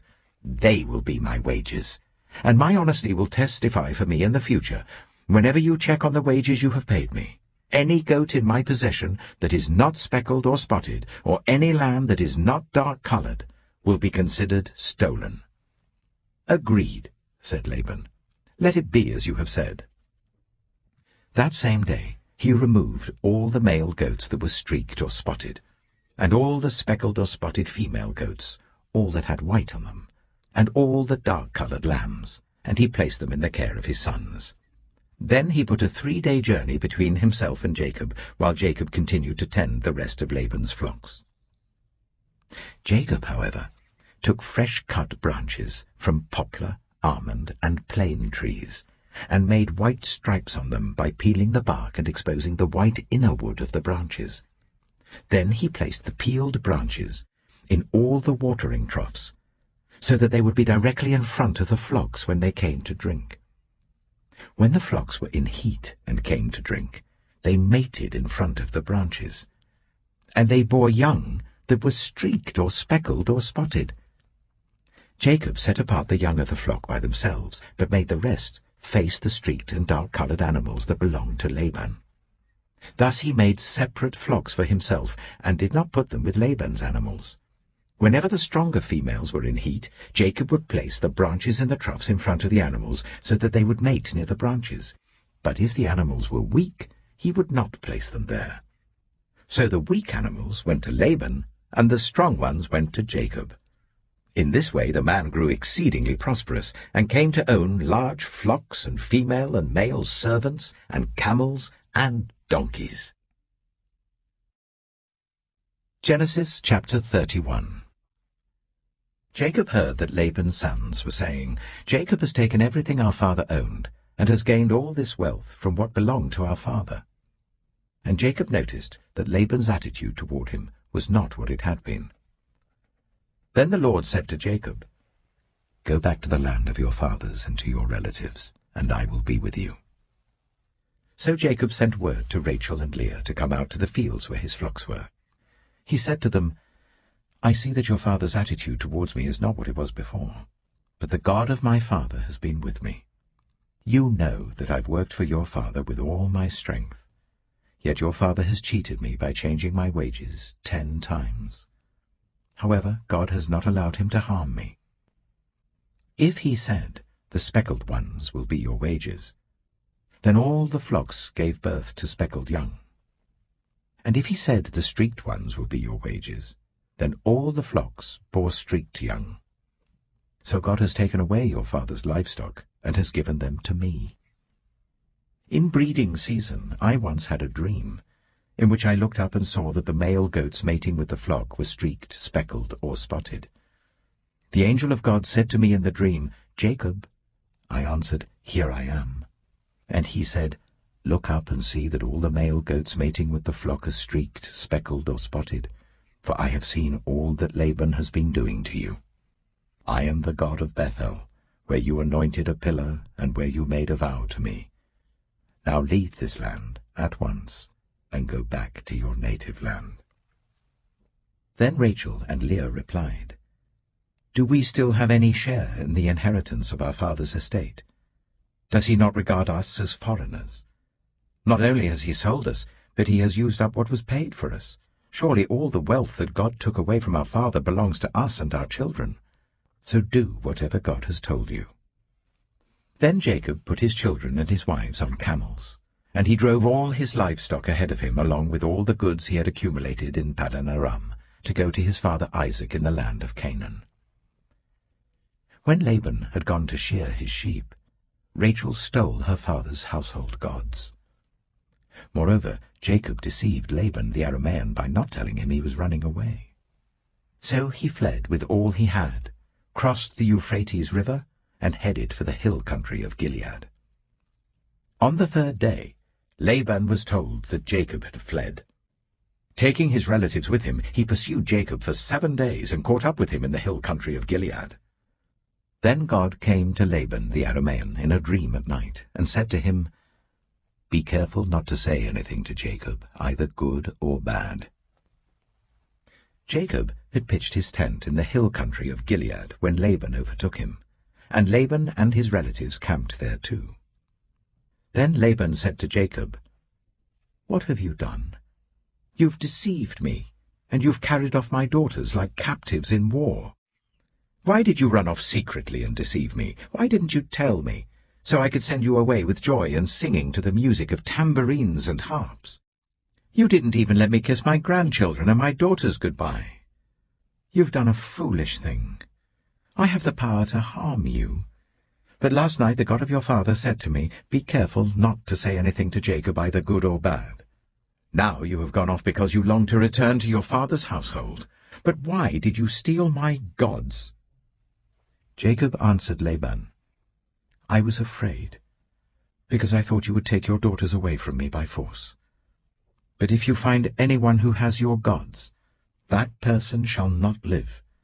In the presence of our relatives, see for yourself whether there is anything of yours here with me, and if so, take it." Now Jacob did not know that Rachel had stolen the gods. So Laban went into Jacob's tent, and into Leah's tent, and into the tent of the 2 female servants, but he found nothing. After he came out of Leah's tent, he entered Rachel's tent. Now Rachel had taken the household gods and put them inside her camel's saddle and was sitting on them. Laban searched through everything in the tent, but found nothing. Rachel said to her father, "Don't be angry, my lord, that I cannot stand up in your presence. I'm having my period." So he searched, but could not find the household gods. Jacob was angry and took Laban to task. "What is my crime?" he asked Laban. "How have I wronged you that you hunt me down? Now that you have searched through all my goods, what have you found that belongs to your household? Put it here in front of your relatives and mine, and let them judge between the 2 of us. I have been with you for 20 years now. Your sheep and goats have not miscarried, nor have I eaten rams from your flocks. I did not bring you animals torn by wild beasts. I bore the loss myself. And you demanded payment from me for whatever was stolen by day or night. This was my situation. The heat consumed me in the daytime and the cold at night, and sleep fled from my eyes. It was like this for the 20 years I was in your household.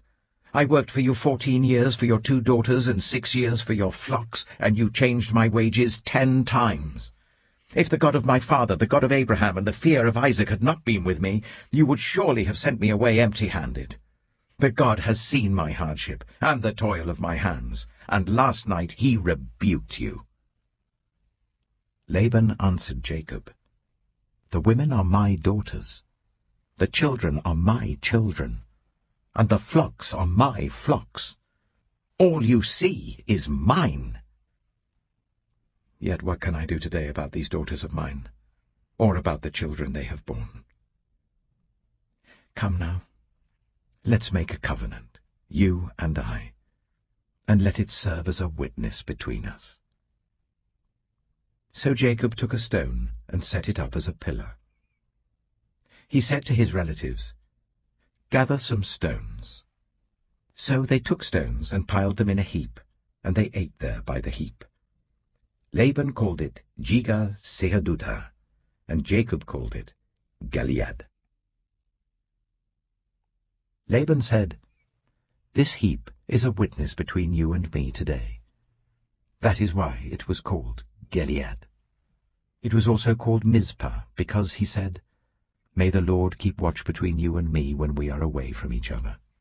If you ill-treat my daughters, or if you take any wives besides my daughters, even though no one is with us, remember that God is a witness between you and me."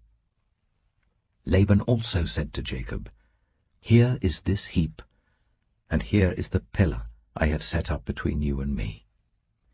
This heap is a witness, and this pillar is a witness, that I will not go past this heap to your side to harm you, and that you will not go past this heap and pillar to my side to harm me.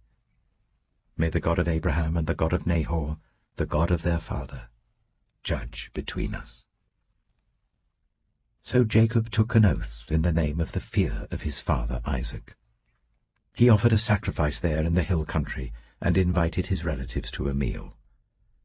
After they had eaten, they spent the night there. Early the next morning, Laban kissed his grandchildren and his daughters and blessed them. Then he left and returned home. Genesis chapter 32. Jacob also went on his way, and the angels of God met him. When Jacob saw them, he said, "This is the camp of God." So he named that place Mahanaim.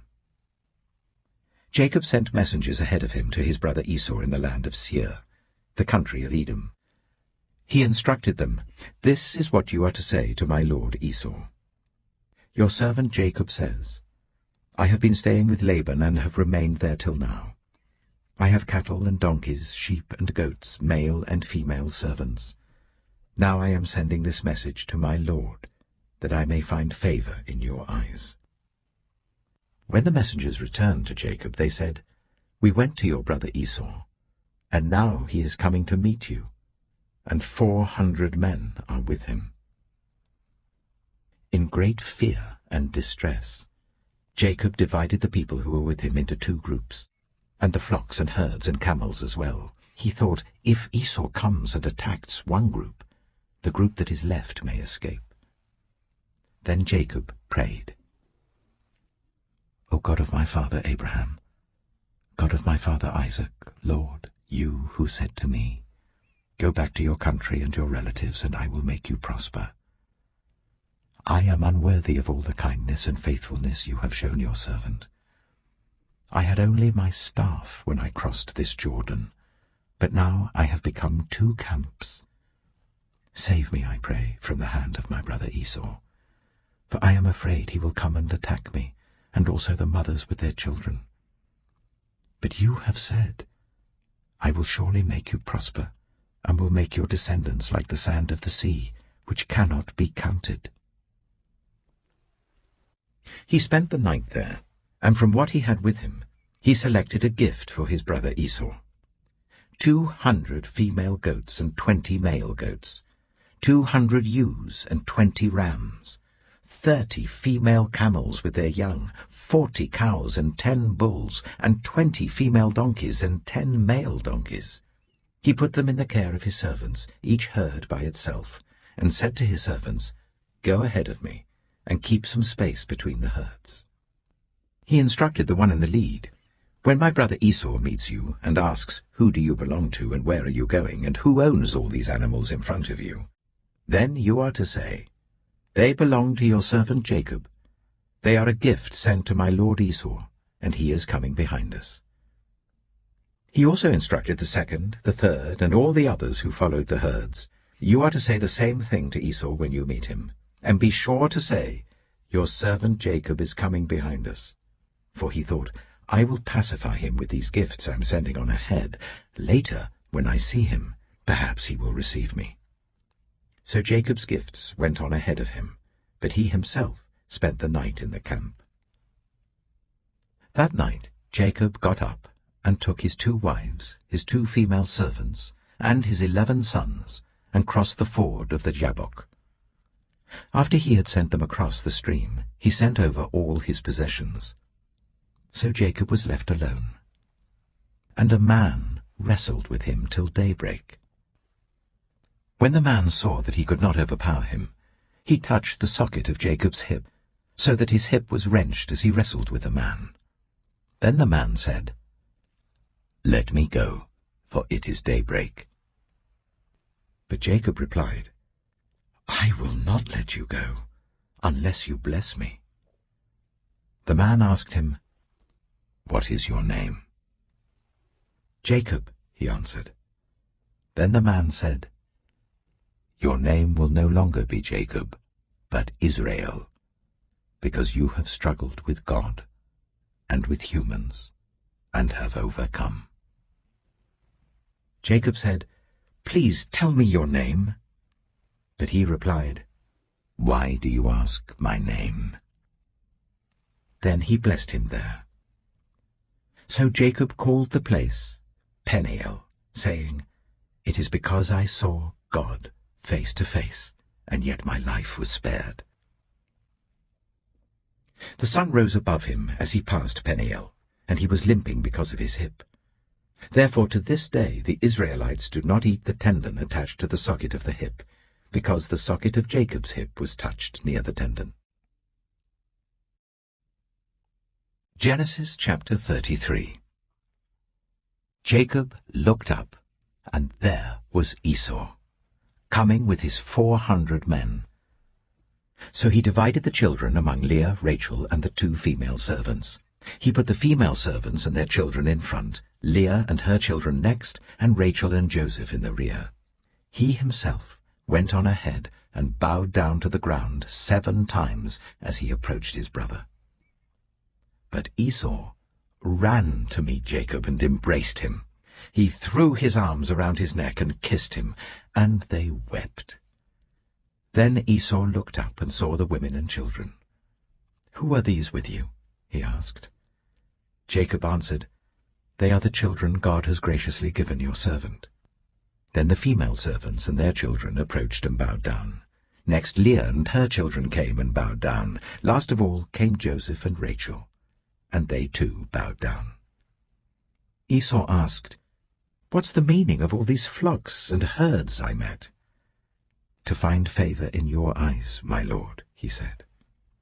But Esau said, "I already have plenty, my brother. Keep what you have for yourself." "No, please," said Jacob. "If I have found favor in your eyes, accept this gift from me. For to see your face is like seeing the face of God now that you have received me favorably. Please accept the present that was brought to you, for God has been gracious to me, and I have all I need." And because Jacob insisted, Esau accepted it. Then Esau said, "Let us be on our way. I'll accompany you." But Jacob said to him, "My Lord knows that the children are tender, and that I must care for the ewes and cows that are nursing their young. If they are driven hard just one day, all the animals will die. So let my Lord go on ahead of his servant while I move along slowly at the pace of the flocks and herds before me, and the pace of the children, until I come to my Lord in Seir." Esau said, "Then let me leave some of my men with you." "But why do that?" Jacob asked. "Just let me find favor in the eyes of my Lord." So that day Esau started on his way back to Seir. Jacob, however, went to Succoth, where he built a place for himself and made shelters for his livestock. That is why the place is called Succoth. After Jacob came from Paddan Aram, he arrived safely at the city of Shechem in Canaan, and camped within sight of the city. For 100 pieces of silver he bought from the sons of Hamor, the father of Shechem, the plot of ground where he pitched his tent. There he set up an altar, and called it El Elohe Israel. Genesis chapter 34. Now Dinah, the daughter Leah had borne to Jacob, went out to visit the women of the land. When Shechem, son of Hamor the Hivite, the ruler of that area, saw her, he took her and raped her. His heart was drawn to Dinah, daughter of Jacob. He loved the young woman and spoke tenderly to her.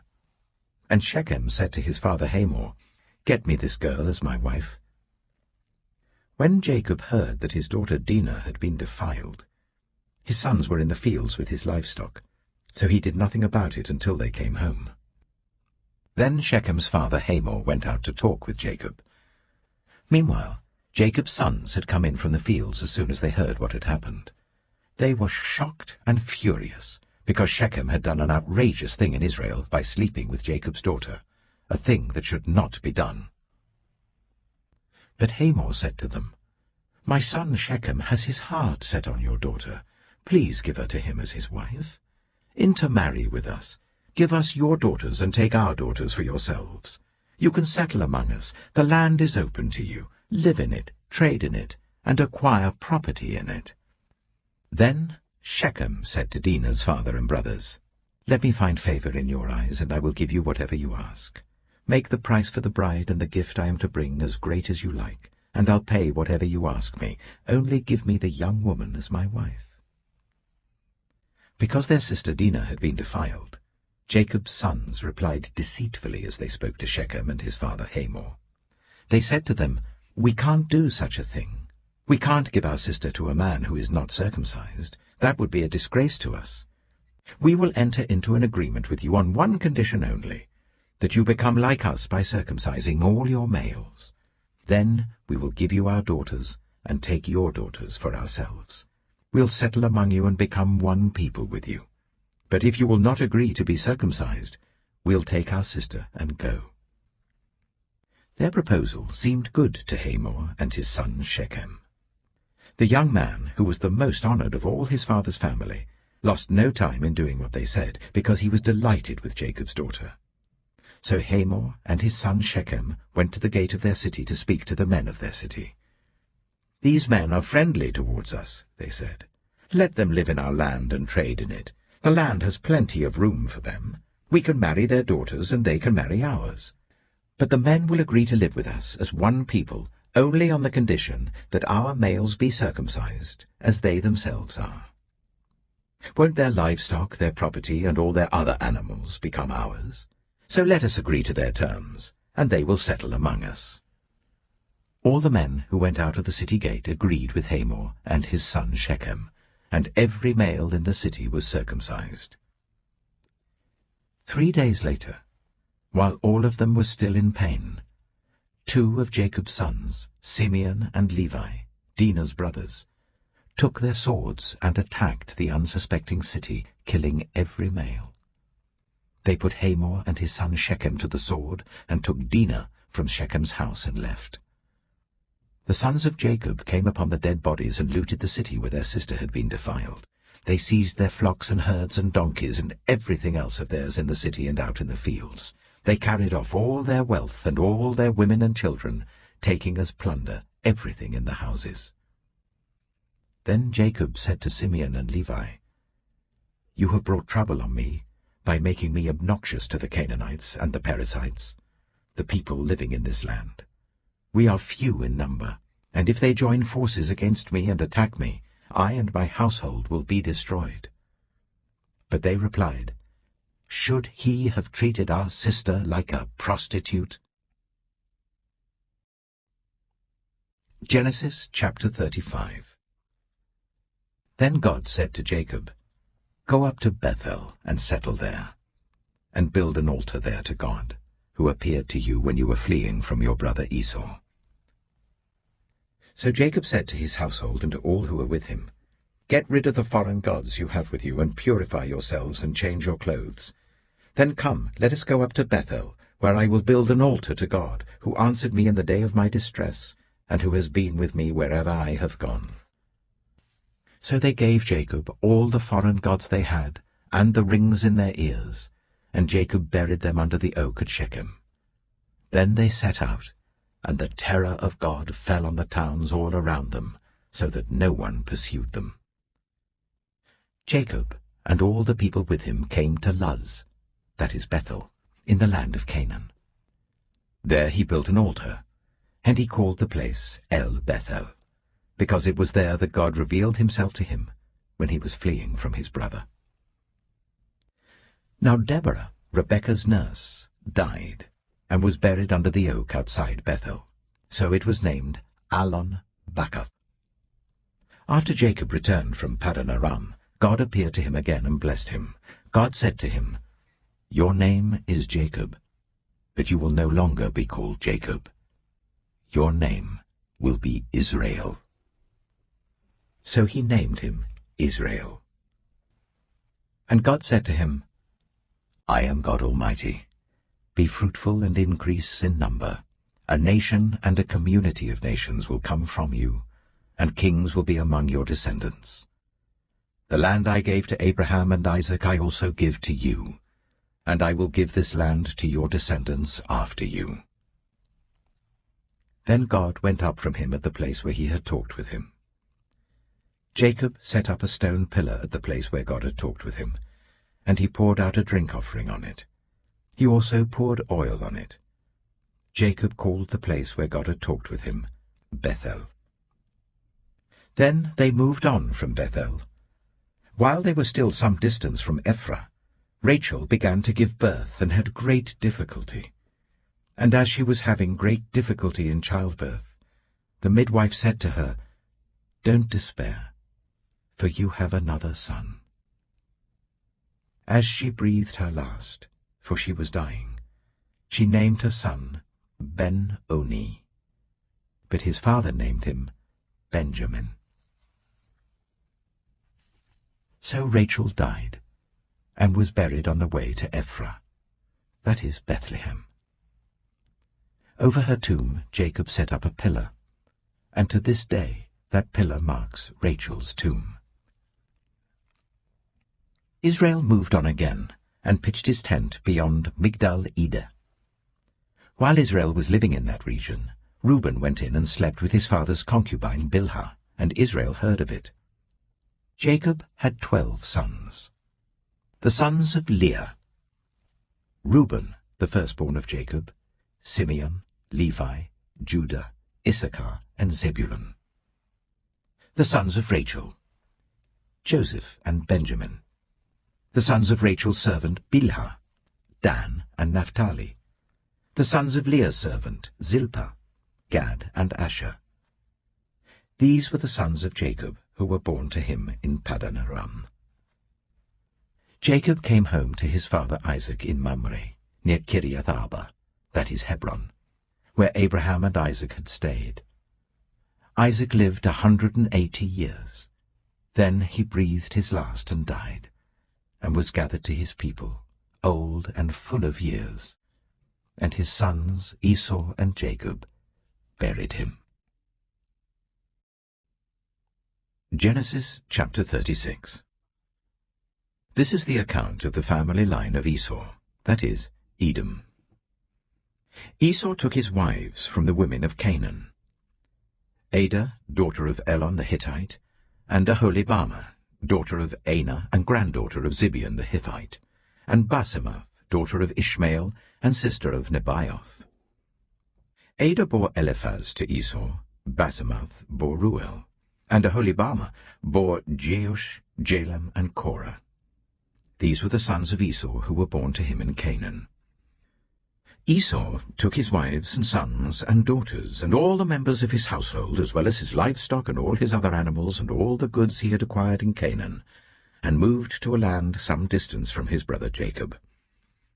Their possessions were too great for them to remain together.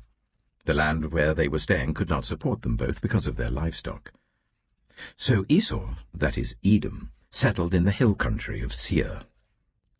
This is the account of the family line of Esau, the father of the Edomites, in the hill country of Seir. These are the names of Esau's sons: Eliphaz, the son of Esau's wife Adah, and Ruel, the son of Esau's wife Basemath. The sons of Eliphaz: Teman, Omar, Zepho, Getim, and Kenaz. Esau's son Eliphaz also had a concubine named Timnah, who bore him Amalek. These were grandsons of Esau's wife Adah. The sons of Ruel: Nahath, Zerah, Shammah, and Mitzah. These were grandsons of Esau's wife Basemath. The sons of Esau's wife Aholibamah, daughter of Anah and granddaughter of Zibeon, whom she bore to Esau: Jeush, Jalam, and Korah. These were the chiefs among Esau's descendants. The sons of Eliphaz, the firstborn of Esau: chiefs Teman, Omar, Zepho, Kenaz, Korah, Getim, and Amalek. These were the chiefs descended from Eliphaz in Edom. They were grandsons of Adah. The sons of Esau's son Ruel: chiefs Nahath, Zerah, Shammah, and Mitzah. These were the chiefs descended from Ruel in Edom. They were grandsons of Esau's wife Basemath. The sons of Esau's wife Aholibamah: chiefs Jeush, Jalam, and Korah. These were the chiefs descended from Esau's wife Aholibamah, daughter of Anah. These were the sons of Esau, that is Edom, and these were their chiefs. These were the sons of Seir the Horite, who were living in the region: Lotan, Shobal, Zibeon, Anah, Dishon, Ezer, and Dishan. These sons of Seir in Edom were Horite chiefs. The sons of Lotan: Horai and Homam. Timnah was Lotan's sister. The sons of Shobal: Alvan, Manahath, Ebal, Shapho, and Onam. The sons of Zibeon: Aya and Anah. This is the Anah who discovered the hot springs in the desert while he was grazing the donkeys of his father Zibeon. The children of Anah: Dishon and Aholibamah, daughter of Anah. The sons of Dishon: Hemdan, Eshban, Ithran, and Kiran. The sons of Ezer: Bilhan, Zevan, and Achan. The sons of Dishan: Az and Aran. These were the Horite chiefs: Lotan, Shobal, Zibeon, Anah, Dishon, Ezer, and Dishan. These were the Horite chiefs according to their divisions in the land of Seir. These were the kings who reigned in Edom before any Israelite king reigned. Bela, son of Beor, became king of Edom. His city was named Dinhabah. When Bela died, Jobab son of Zerah from Bozrah succeeded him as king. When Jobab died, Husham from the land of the Temanites succeeded him as king. When Husham died, Hadad son of Bedad, who defeated Midian in the country of Moab, succeeded him as king. His city was named Avith. When Hadad died, Samlah from Masrekah succeeded him as king. When Samlah died, Shaul from Rehoboth on the river succeeded him as king. When Shaul died, Baal-Hanan son of Akbor succeeded him as king. When Baal-Hanan son of Akbor died, Hadad succeeded him as king. His city was named Peiu, and his wife's name was Mehetabel, daughter of Metred, the daughter of Mezahab. These were the chiefs descended from Esau, by name according to their clans and regions: Timnah, Alivah, Jetheth, Oholibamah, Elah, Pinon, Kizah, Teman, Mibzah, Magdiel, and Iram. These were the chiefs of Edom, according to their settlements in the land they occupied. Genesis chapter 37. Jacob lived in the land where his father had stayed, the land of Canaan. This is the account of Jacob's family line. Joseph, a young man of 17, was tending the flocks with his brothers, the sons of Bilhah and the sons of Zilpah, his father's wives, and he brought their father a bad report about them. Now Israel loved Joseph more than any of his other sons, because he had been born to him in his old age, and he made an ornate robe for him. When his brothers saw that their father loved him more than any of them, they hated him and could not speak a kind word to him. Joseph had a dream, and when he told it to his brothers, they hated him all the more. He said to them, "Listen to this dream I had. We were binding sheaves of corn out in the field, when suddenly my sheaf rose and stood upright, while your sheaves gathered round mine and bowed down to it." His brothers said to him, "Do you intend to reign over us? Will you actually rule us?" And they hated him all the more because of his dream and what he had said. Then he had another dream, and he told it to his brothers. "Listen," he said, "I had another dream, and this time the sun and moon and 11 stars were bowing down to me."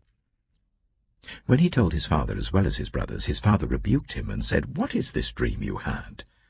Will your mother and I and your brothers actually come and bow down to the ground before you?" His brothers were jealous of him, but his father kept the matter in mind. Now his brothers had gone to graze their father's flocks near Shechem, and Israel said to Joseph, "As you know, your brothers are grazing the flocks near Shechem.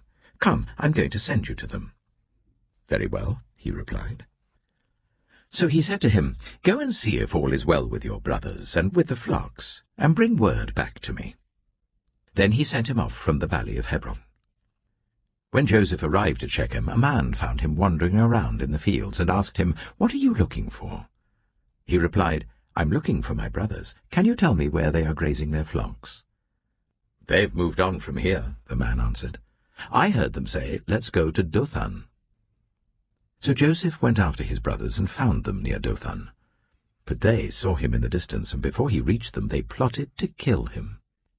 "Here comes that dreamer," they said to each other. "Come now, let's kill him and throw him into one of these cisterns, and say that a ferocious animal devoured him. Then we'll see what comes of his dreams." When Reuben heard this, he tried to rescue him from their hands. "Let's not take his life," he said. "Don't shed any blood. Throw him into this cistern here in the wilderness, but don't lay a hand on him." Reuben said this to rescue him from them and take him back to his father. So when Joseph came to his brothers, they stripped him of his robe, the ornate robe he was wearing, and they took him and threw him into the cistern. The cistern was empty, there was no water in it. As they sat down to eat their meal, they looked up and saw a caravan of Ishmaelites coming from Gilead. Their camels were loaded with spices, balm and myrrh, and they were on their way to take them down to Egypt. Judah said to his brothers, "What will we gain if we kill our brother and cover up his blood? Come, let's sell him to the Ishmaelites, and not lay our hands on him. After all, he is our brother, our own flesh and blood." His brothers agreed. So when the Midianite merchants came by, his brothers pulled Joseph up out of the cistern and sold him for 20 shekels of silver to the Ishmaelites, who took him to Egypt. When Reuben returned to the cistern and saw that Joseph was not there, he tore his clothes. He went back to his brothers and said, "The boy isn't there. Where can I turn now?" Then they got Joseph's robe, slaughtered a goat and dipped the robe in the blood. They took the ornate robe back to their father and said, "We found this. Examine it to see whether it is your son's robe." He recognized it and said, "It is my son's robe. Some ferocious animal has devoured him. Joseph has surely been torn to pieces." Then Jacob tore his clothes, put on sackcloth, and mourned for his son many days. All his sons and daughters came to comfort him, but he refused to be comforted. "No," he said, "I will continue to mourn until I join my son in the grave." So his father wept for him. Meanwhile, the Midianites sold Joseph in Egypt to Potiphar, one of Pharaoh's officials, the captain of the guard. Genesis chapter 38. At that time, Judah left his brothers and went down to stay with a man of Adullam named Hira. There Judah met the daughter of a Canaanite man named Shua. He married her and made love to her. She became pregnant and gave birth to a son, who was named She conceived again and gave birth to a son and named him Onan. She gave birth to still another son and named him Shelah. It was at Kisib that she gave birth to him. Judah got a wife for his firstborn, and her name was Tamar. But Judah's firstborn, was wicked in the Lord's sight, so the Lord put him to death. Then Judah said to Onan, "Sleep with your brother's wife, and fulfill your duty to her as a brother-in-law to raise up offspring for your brother." But Onan knew that the child would not be his. So whenever he slept with his brother's wife, he spilled his semen on the ground, to avoid providing offspring for his brother. What he did was wicked in the Lord's sight, so the Lord put him to death also. Judah then said to his daughter-in-law Tamar, "Live as a widow in your father's household, until my son Shelah grows up." For he thought, "He may die too, just like his brothers." So Tamar went to live in her father's household. After a long time, Judah's wife, the daughter of Shua, died. When Judah had recovered from his grief, he went up to Timnah to the men who were shearing his sheep, and his friend Hira the Adullamite went with him. When Tamar was told, "Your father-in-law is on his way to Timnah to shear his sheep," she took off her widow's clothes, covered herself with a veil to disguise herself, and then sat down at the entrance to Enaim, which is on the road to Timnah, for she saw that though Shelah had now grown up, she had not been given to him as his wife. When Judah saw her, he thought she was a prostitute, for she had covered her face. Not realizing that she was his daughter-in-law, he went over to her by the roadside and said, "Come now, let me sleep with you." "And what will you give me to sleep with you?" she asked. "I'll send you a young goat from my flock," he said. "Will you give me something as a pledge until you send it?" she asked. He said, "What pledge should I give you?" "Your seal and its cord and the staff in your hand," she answered. So he gave them to her and slept with her, and she became pregnant by him. After she left, she took off her veil and put on her widow's clothes again. Meanwhile Judah sent the young goat by his friend the Adullamite in order to get his pledge back from the woman, but he did not find her. He asked the men who lived there, "Where is the shrine prostitute who was beside the road at Enaim?" "There hasn't been any shrine prostitute here," they said. So he went back to Judah and said, "I didn't find her. Besides, the men who lived there said, 'There hasn't been any shrine prostitute here.'" Then Judah said, "Let her keep what she has, or we will become a laughingstock. After all, I did send her this young goat, but you didn't find her." About 3 months later, Judah was told, "Your daughter-in-law Tamar is guilty of prostitution, and as a result she is now pregnant." Judah said, "Bring her out, and let her be burned to death." As she was being brought out, she sent a message to her father-in-law. "I am pregnant by the man who owns these," she said. And she added, "See if you recognize whose seal and cord and staff these are." Judah recognized them and said, "She is more righteous than I, since I wouldn't give her to my son Shelah." And he did not sleep with her again. When the time came for her to give birth, there were twin boys in her womb. As she was giving birth, one of them put out his hand. So the midwife took a scarlet thread and tied it on his wrist and said, "This one came out first." But when he drew back his hand, his brother came out, and she said, "So this is how you have broken out." And he was named Perez. Then his brother, who had the scarlet thread on his wrist, came out, and he was named Zerah. Genesis chapter 39. Now Joseph had been taken down to Egypt. Potiphar, an Egyptian who was one of Pharaoh's officials, the captain of the guard, bought him from the Ishmaelites who had taken him there. The Lord was with Joseph, so that he prospered, and he lived in the house of his Egyptian master. When his master saw that the Lord was with him, and that the Lord gave him success in everything he did, Joseph found favor in his eyes and became his attendant. Potiphar put him in charge of his household, and he entrusted to his care everything he owned. From the time he put him in charge of his household and of all that he owned, the Lord blessed the household of the Egyptian because of Joseph. The blessing of the Lord was on everything Potiphar had, both in the house and in the field. So Potiphar left everything he had in Joseph's care. With Joseph in charge, he did not concern himself with anything except the food he ate.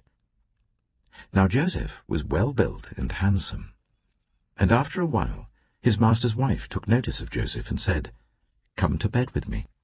But he refused. "With me in charge," he told her, "my master does not concern himself with anything in the house. Everything he owns he has entrusted to my care. No one is greater in this house than I am. My master has withheld nothing from me except you, because you are his wife. How then could I do such a wicked thing and sin against God?" And though she spoke to Joseph day after day, he refused to go to bed with her or even be with her. One day he went into the house to attend to his duties, and none of the household servants was inside. She caught him by his cloak and said, "Come to bed with me." But he left his cloak in her hand and ran out of the house. When she saw that he had left his cloak in her hand and had run out of the house, she called her household servants. "Look," she said to them, "this Hebrew has been brought to us to make sport of us. He came in here to sleep with me, but I screamed. When he heard me scream for help, he left his cloak beside me and ran out of the house." She kept his cloak beside her until his master came home. Then she told him this story. "That Hebrew slave you brought us came to me to make sport of me. But as soon as I screamed for help, he left his cloak beside me and ran out of the house." When his master heard the story his wife told him, saying, "This is how your slave treated me," he burned with anger. Joseph's master took him and put him in prison, the place where the king's prisoners were confined. But while Joseph was there in the prison, the Lord was with him. He showed him kindness and granted him favor in the eyes of the prison warden. So the warden put Joseph in charge of all those held in the prison, and he was made responsible for all that was done there. The warden paid no attention to anything under Joseph's care, because the Lord was with Joseph and gave him success in whatever he did. Genesis chapter 40. Some time later, the cupbearer and the baker of the king of Egypt offended their master, the king of Egypt. Pharaoh was angry with his two officials, the chief cupbearer and the chief baker, and put them in custody in the house of the captain of the guard, in the same prison where Joseph was confined. The captain of the guard assigned them to Joseph, and he attended them. After they had been in custody for some time, each of the two men, the cupbearer and the baker of the king of Egypt, who were being held in prison, had a dream the same night, and each dream had a meaning of its own. When Joseph came to them the next morning, he saw that they were dejected. So he asked Pharaoh's officials who were in custody with him in his master's house, "Why do you look so sad today?" "We both had dreams," they answered, "but there is no one to interpret them." Then Joseph said to them, "Do not interpretations belong to God? Tell me your dreams." So the chief cupbearer told Joseph his dream. He said to him, "In my dream I saw a vine in front of me, and on the vine were 3 branches. As soon as it budded, it blossomed, and its clusters ripened into grapes. Pharaoh's cup was in my hand, and I took the grapes, squeezed them into Pharaoh's cup, and put the cup in his hand." "This is what it means," Joseph said to him. "The 3 branches are 3 days. Within 3 days, Pharaoh will lift up your head and restore you to your position, and you will put Pharaoh's cup in his hand, just as you used to do when you were his cupbearer. But when all goes well with you, remember me and show me kindness. Mention me to Pharaoh and get me out of this prison. I was forcibly carried off from the land of the Hebrews, and even here I've done nothing to deserve being put in a dungeon." When the chief baker saw that Joseph had given a favorable interpretation, he said to Joseph, "I too had a dream. On my head were 3 baskets of bread. In the top basket were all kinds of baked goods for Pharaoh, but the birds were eating them out of the basket on my head." "This is what it means," Joseph said. "The 3 baskets are 3 days. Within 3 days, Pharaoh will lift off your head and impale your body on a pole, and the birds will eat away your flesh." Now the 3rd day was Pharaoh's birthday, and he gave a feast for all his officials. He lifted up the heads of the chief cupbearer and the chief baker in the presence of his officials. He restored the chief cupbearer to his position, so that he once again put the cup into Pharaoh's hand. But he impaled the chief baker, just as Joseph had said to them in his interpretation. The chief cupbearer, however, did not remember Joseph. He forgot him. Genesis chapter 41. When 2 full years had passed, Pharaoh had a dream. He was standing by the Nile, when out of the river there came up 7 cows, sleek and fat, and they grazed among the reeds. After them 7 other cows, ugly and gaunt, came up out of the Nile and stood beside those on the river bank. And the cows that were ugly and gaunt ate up the 7 sleek, fat cows. Then Pharaoh woke up. He fell asleep again and had a second dream. 7 ears of corn, healthy and good, were growing on a single stalk. After them 7 other ears of corn sprouted, thin and scorched by the east wind. The thin ears of corn swallowed up the 7 healthy, full ears. Then Pharaoh woke up. It had been a dream. In the morning his mind was troubled, so he sent for all the magicians and wise men of Egypt. Pharaoh told them his dreams, but no one could interpret them for him. Then the chief cupbearer said to Pharaoh, "Today I'm reminded of my shortcomings. Pharaoh was once angry with his servants, and he imprisoned me and the chief baker in the house of the captain of the guard.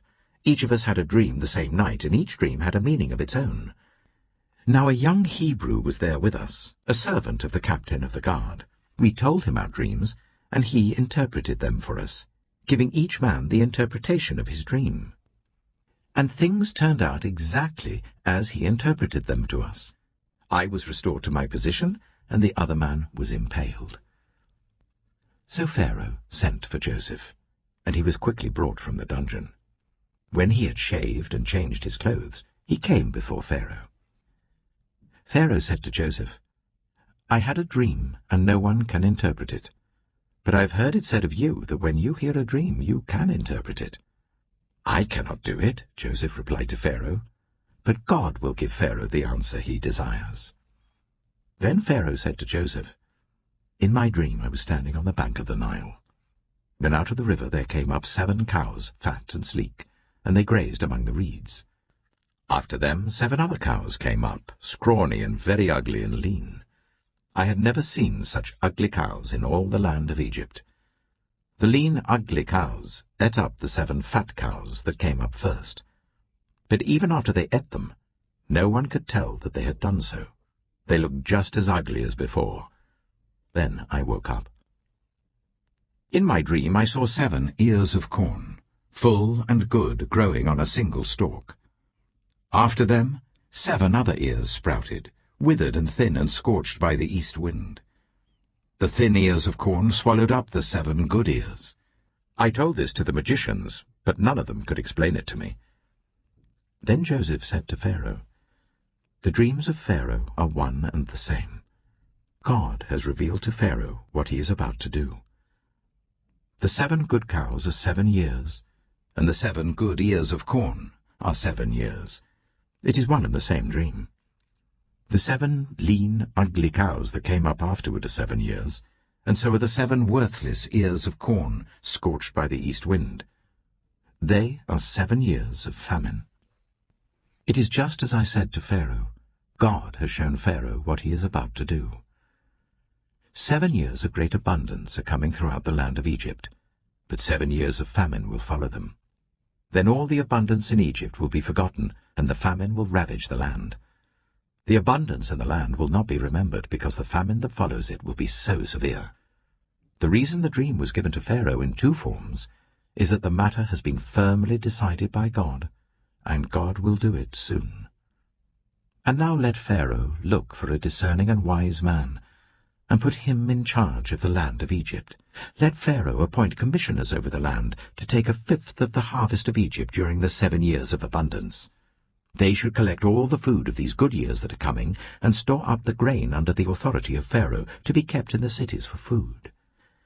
This food should be held in reserve for the country, to be used during the 7 years of famine that will come upon Egypt, so that the country may not be ruined by the famine. The plan seemed good to Pharaoh and to all his officials. So Pharaoh asked them, "Can we find anyone like this man, one in whom is the Spirit of God?" Then Pharaoh said to Joseph, "Since God has made all this known to you, there is no one so discerning and wise as you. You shall be put in charge of my palace, and all my people are to submit to your orders. Only with respect to the throne will I be greater than you." So Pharaoh said to Joseph, "I hereby put you in charge of the whole land of Egypt." Then Pharaoh took his signet ring from his finger and put it on Joseph's finger. He dressed him in robes of fine linen and put a gold chain around his neck. He had him ride in a chariot as his second in command, and people shouted before him, "Make way!"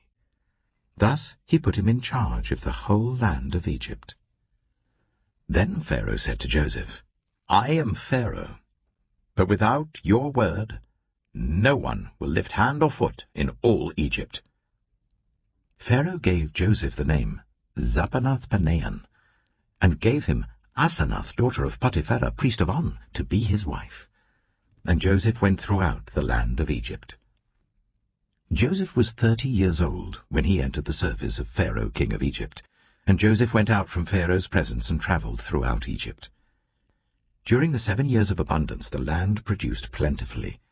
Joseph collected all the food produced in those 7 years of abundance in Egypt, and stored it in the cities.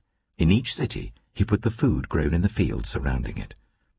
Joseph stored up huge quantities of grain, like the sand of the sea. It was so much that he stopped keeping records because it was beyond measure. Before the years of famine came, 2 sons were born to Joseph by Asenath, daughter of Potiphera, priest of On. Joseph named his firstborn Manasseh, and said, "It is because God has made me forget all my trouble and all my father's household." The second son he named Ephraim, and said, "It is because God has made me fruitful in the land of my suffering." The 7 years of abundance in Egypt came to an end, and the 7 years of famine began, just as Joseph had said. There was famine in all the other lands, but in the whole land of Egypt there was food.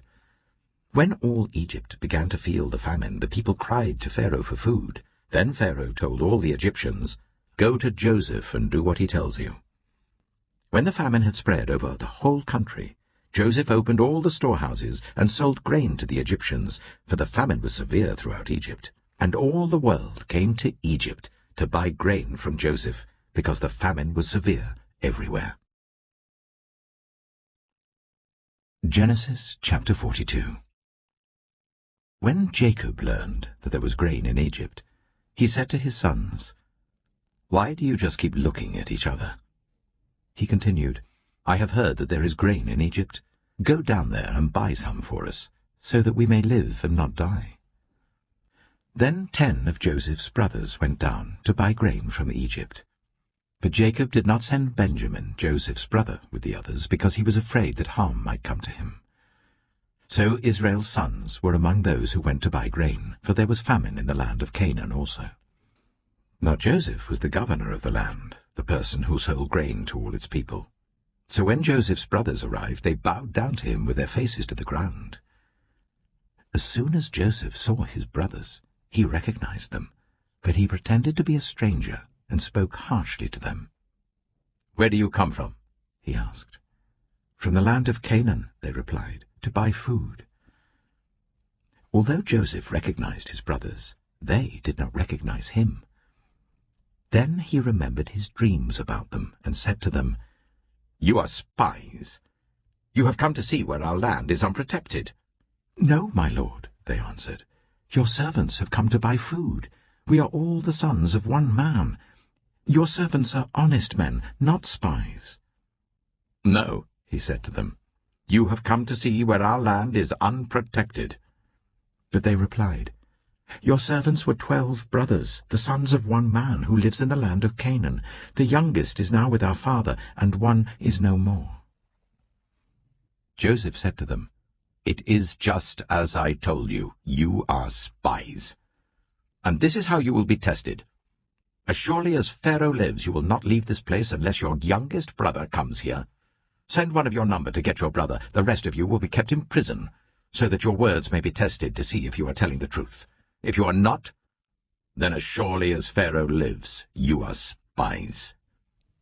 And he put them all in custody for 3 days. On the 3rd day Joseph said to them, "Do this, and you will live, for I fear God. If you are honest men, let one of your brothers stay here in prison, while the rest of you go and take grain back for your starving households. But you must bring your youngest brother to me, so that your words may be verified, and that you may not die." This they proceeded to do. They said to one another, "Surely we are being punished because of our brother. We saw how distressed he was when he pleaded with us for his life, but we would not listen. That's why this distress has come on us." Reuben replied, "Didn't I tell you not to sin against the boy? But you wouldn't listen. Now we must give an accounting for his blood." They did not realize that Joseph could understand them, since he was using an interpreter. He turned away from them and began to weep, but then came back and spoke to them again. He had Simeon taken from them and bound before their eyes. Joseph gave orders to fill their bags with grain, to put each man's silver back in his sack, and to give them provisions for their journey. After this was done for them, they loaded their grain on their donkeys and left. At the place where they stopped for the night, one of them opened his sack to get feed for his donkey, and he saw his silver in the mouth of his sack. "My silver has been returned," he said to his brothers. "Here it is in my sack." Their hearts sank, and they turned to each other trembling and said, "What is this that God has done to us?" When they came to their father Jacob in the land of Canaan, they told him all that had happened to them. They said, "The man who is lord over the land spoke harshly to us and treated us as though we were spying on the land. But we said to him, 'We are honest men, we're not spies. We were 12 brothers, sons of one father. One is no more, and the youngest is now with our father in Canaan.' Then the man who is lord over the land said to us, 'This is how I will know whether you are honest men. Leave one of your brothers here with me, and take food for your starving households, and go. But bring your youngest brother to me, so I will know that you are not spies, but honest men. Then I will give your brother back to you, and you can trade in the land.' As they were emptying their sacks, there in each man's sack was his pouch of silver. When they and their father saw the money pouches, they were frightened. Their father Jacob said to them, 'You have deprived me of my children. Joseph is no more, and Simeon is no more. And now you want to take Benjamin? Everything is against me.' Then Reuben said to his father, 'You may put both of my sons to death if I do not bring him back to you. Entrust him to my care, and I will bring him back.' But Jacob said, 'My son will not go down there with you. His brother is dead, and he is the only one left. If harm comes to him on the journey you are taking, you will bring my grey head down to the grave in sorrow.' Genesis chapter 43. Now the famine was still severe in the land. So when they had eaten all the grain they had brought from Egypt, their father said to them, "Go back and buy us a little more food." But Judah said to him, "The man warned us solemnly, 'You will not see my face again unless your brother is with you.' If you will send our brother along with us, we will go down and buy food for you. But if you will not send him, we will not go down, because the man said to us, 'You will not see my face again unless your brother is with you.'" Israel asked, "Why did you bring this trouble on me by telling the man you had another brother?" They replied, "The man questioned us closely about ourselves and our family. 'Is your father still living?' he asked us. 'Do you have another brother?' We simply answered his questions. How were we to know he would say, 'Bring your brother down here'?" Then Judah said to Israel his father, "Send the boy along with me, and we will go at once, so that we and you and our children may live and not die. I myself will guarantee his safety. You can hold me personally responsible for him. If I do not bring him back to you and set him here before you, I will bear the blame before you all my life. As it is, if we had not delayed, we could have gone and returned twice." Then their father Israel said to them, "If it must be, then do this. Put some of the best products of the land in your bags and take them down to the man as a gift. A little balm and a little honey, some spices and myrrh, some pistachio nuts and almonds. Take double the amount of silver with you, for you must return the silver that was put back into the mouths of your sacks. Perhaps it was a mistake. Take your brother also, and go back to the man at once. And may God Almighty grant you mercy before the man, so that he will let your other brother and Benjamin come back with you. As for me, if I am bereaved, I am bereaved." So the men took the gifts and double the amount of silver, and Benjamin also. They hurried down to Egypt and presented themselves to Joseph. When Joseph saw Benjamin with them, he said to the steward of his house, "Take these men to my house, slaughter an animal and prepare a meal. They are to eat with me at noon." The man did as Joseph told him and took the men to Joseph's house. Now the men were frightened when they were taken to his house. They thought, "We were brought here because of the silver that was put back into our sacks the first time. He wants to attack us and overpower us and seize us as slaves and take our donkeys." So they went up to Joseph's steward and spoke to him at the entrance to the house. "We beg your pardon, our lord," they said. "We came down here the first time to buy food, but at the place where we stopped for the night we opened our sacks and each of us found his silver, the exact weight, in the mouth of his sack. So we have brought it back with us. We have also brought additional silver with us to buy food. We don't know who put our silver in our sacks."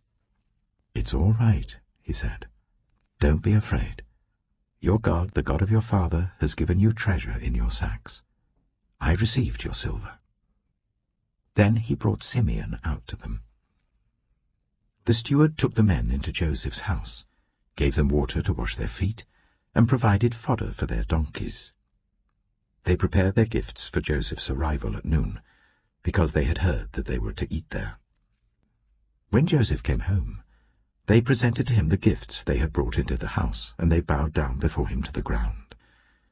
He asked them how they were, and then he said, "How is your aged father, you told me about? Is he still living?" They replied, "Your servant our father is still alive and well," and they bowed down, prostrating themselves before him. As he looked about and saw his brother Benjamin, his own mother's son, he asked, "Is this your youngest brother, the one you told me about?" And he said, "God be gracious to you, my son." Deeply moved at the sight of his brother, Joseph hurried out and looked for a place to weep. He went into his private room and wept there. After he had washed his face, he came out and, controlling himself, said, "Serve the food." They served him by himself, the brothers by themselves, and the Egyptians who ate with him by themselves, because Egyptians could not eat with Hebrews, for that is detestable to Egyptians.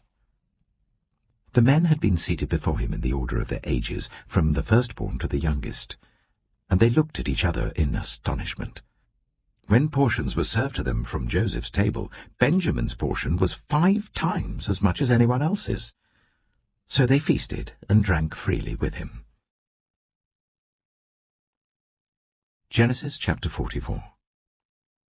Now Joseph gave these instructions to the steward of his house.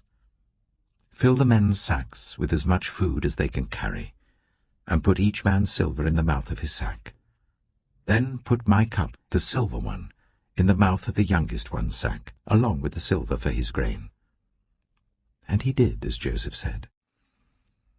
As morning dawned, the men were sent on their way with their donkeys.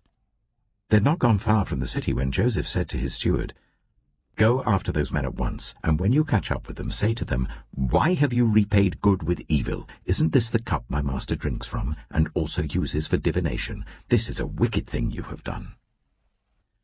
When he caught up with them, he repeated these words to them. But they said to him, "Why does my lord say such things? Far be it from your servants to do anything like that. We even brought back to you from the land of Canaan the silver we found inside the mouths of our sacks. So why would we steal silver or gold from your master's house? If any of your servants is found to have it, he will die, and the rest of us will become my lord's slaves." "Very well, then," he said, "let it be as you say. Whoever is found to have it will become my slave. The rest of you will be free from blame." Each of them quickly lowered his sack to the ground and opened it. Then the steward proceeded to search, beginning with the oldest and ending with the youngest.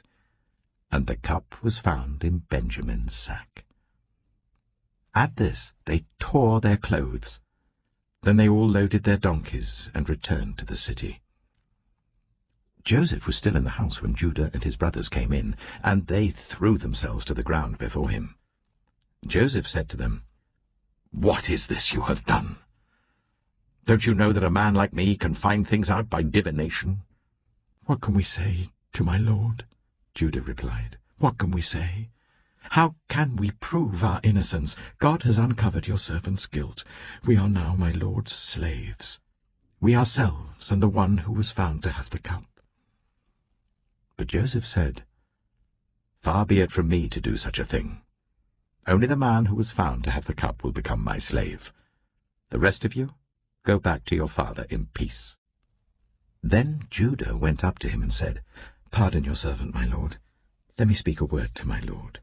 Do not be angry with your servant, though you are equal to Pharaoh himself. My lord asked his servants, 'Do you have a father or a brother?' And we answered, 'We have an aged father, and there is a young son born to him in his old age. His brother is dead, and he is the only one of his mother's sons left, and his father loves him.' Then you said to your servants, 'Bring him down to me so I can see him for myself.' And we said to my lord, 'The boy cannot leave his father.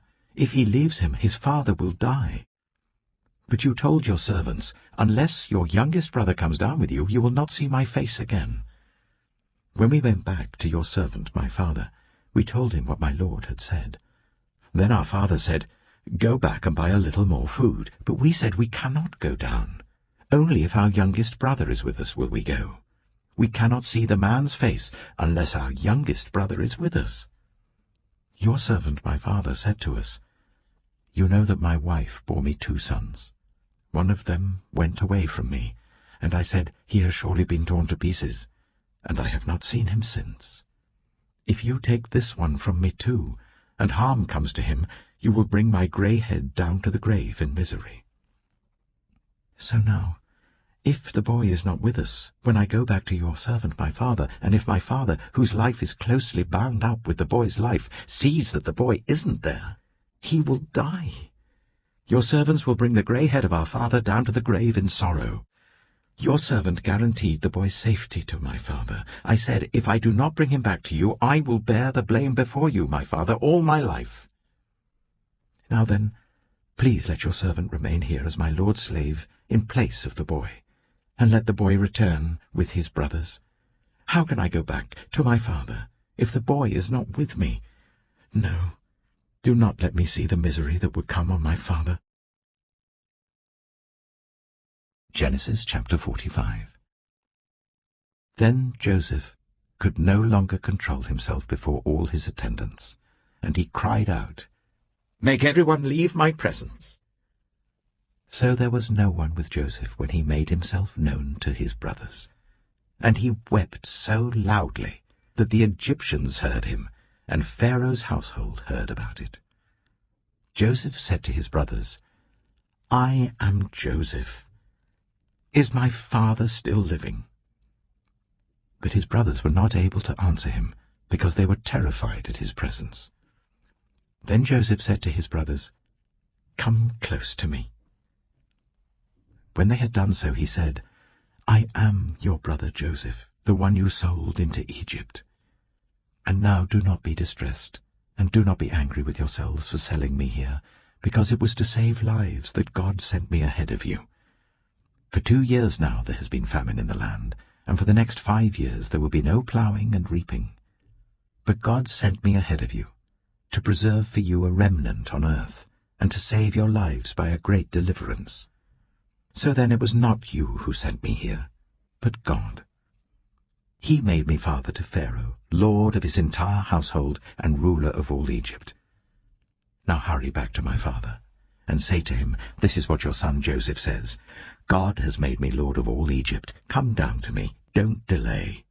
You shall live in the region of Goshen and be near me, you, your children and grandchildren, your flocks and herds, and all you have. I will provide for you there, because 5 years of famine are still to come. Otherwise, you and your household and all who belong to you will become destitute. You can see for yourselves, and so can my brother Benjamin, that it is really I who am speaking to you. Tell my father about all the honor accorded me in Egypt and about everything you have seen, and bring my father down here quickly." Then he threw his arms around his brother Benjamin and wept, and Benjamin embraced him, weeping, and he kissed all his brothers and wept over them. Afterwards his brothers talked with him. When the news reached Pharaoh's palace that Joseph's brothers had come, Pharaoh and all his officials were pleased. Pharaoh said to Joseph, "Tell your brothers, do this, load your animals and return to the land of Canaan, and bring your father and your families back to me. I will give you the best of the land of Egypt, and you can enjoy the fat of the land." You are also instructed to tell them, "Do this. Take some carts from Egypt for your children and your wives, and get your father and come. Never mind about your belongings, because the best of all Egypt will be yours." So the sons of Israel did this.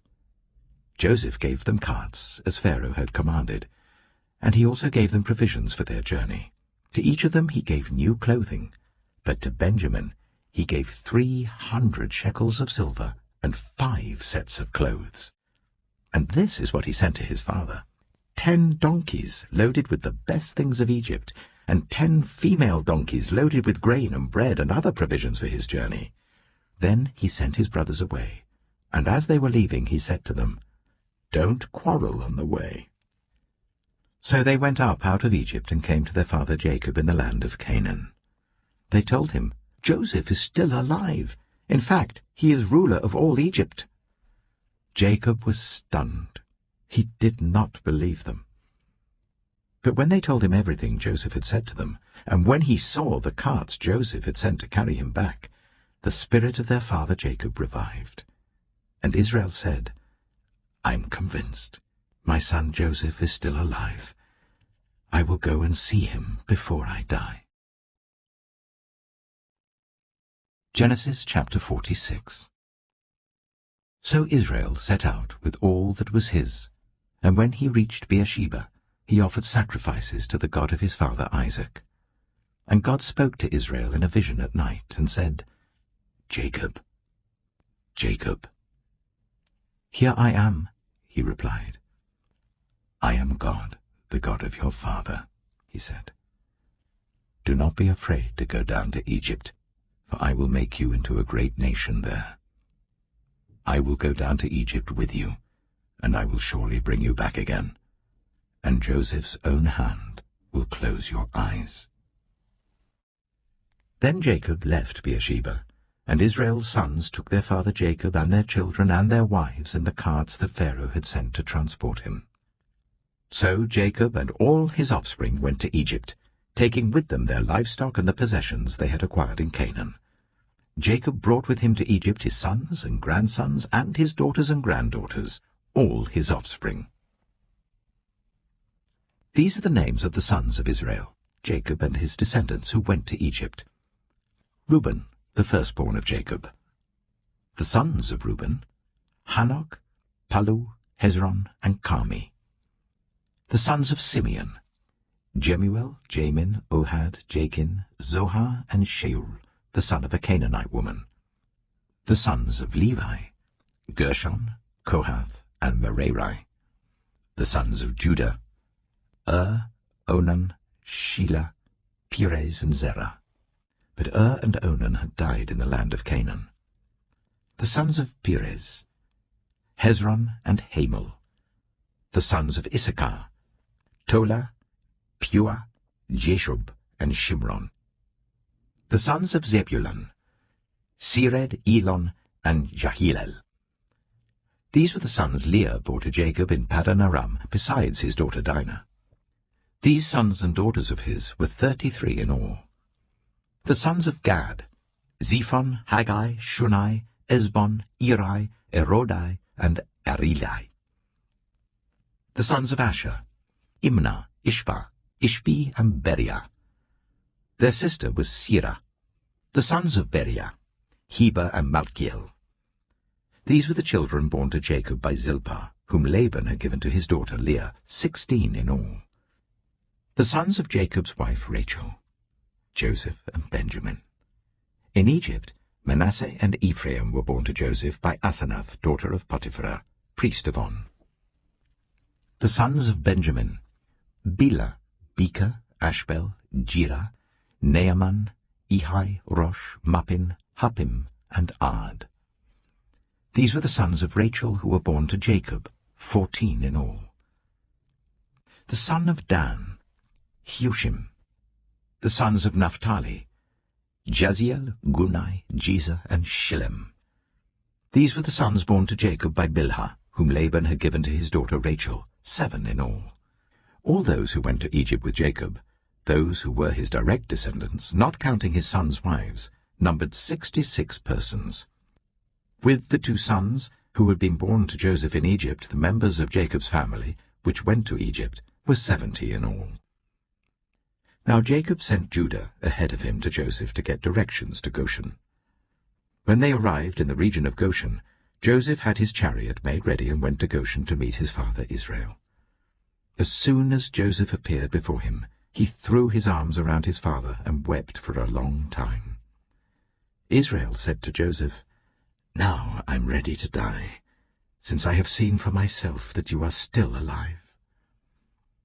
Then Joseph said to his brothers and to his father's household, "I will go up and speak to Pharaoh, and will say to him, 'My brothers and my father's household, who are living in the land of Canaan, have come to me.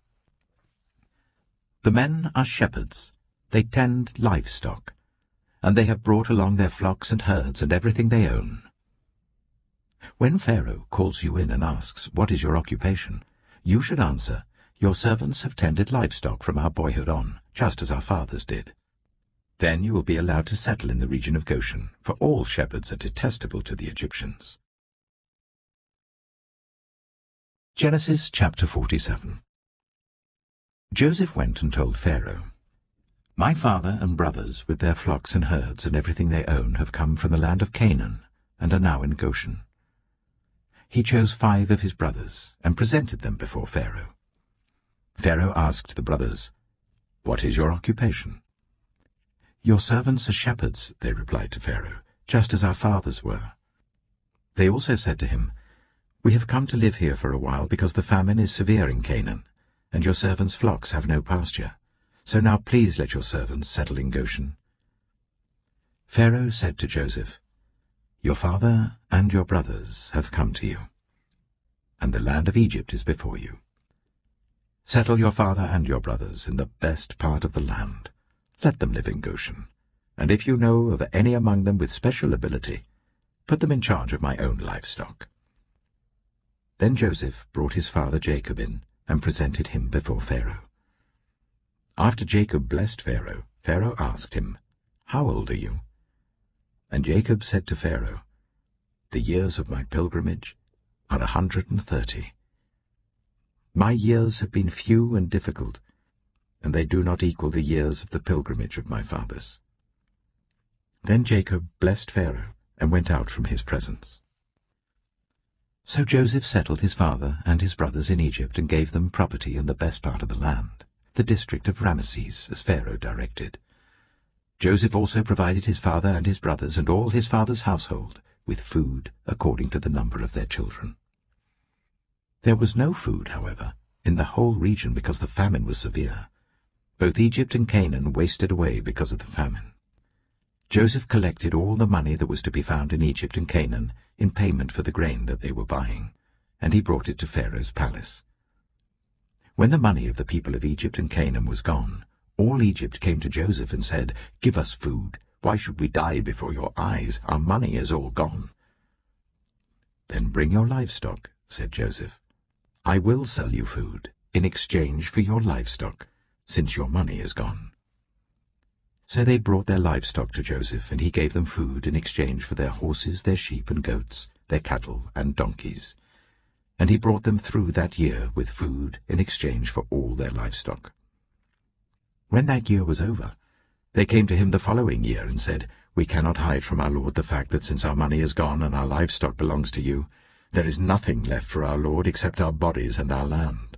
Why should we perish before your eyes, we and our land as well? Buy us and our land in exchange for food, and we with our land will be in bondage to Pharaoh. Give us seed, so that we may live and not die, and that the land may not become desolate." So Joseph bought all the land in Egypt for Pharaoh. The Egyptians, one and all, sold their fields because the famine was too severe for them.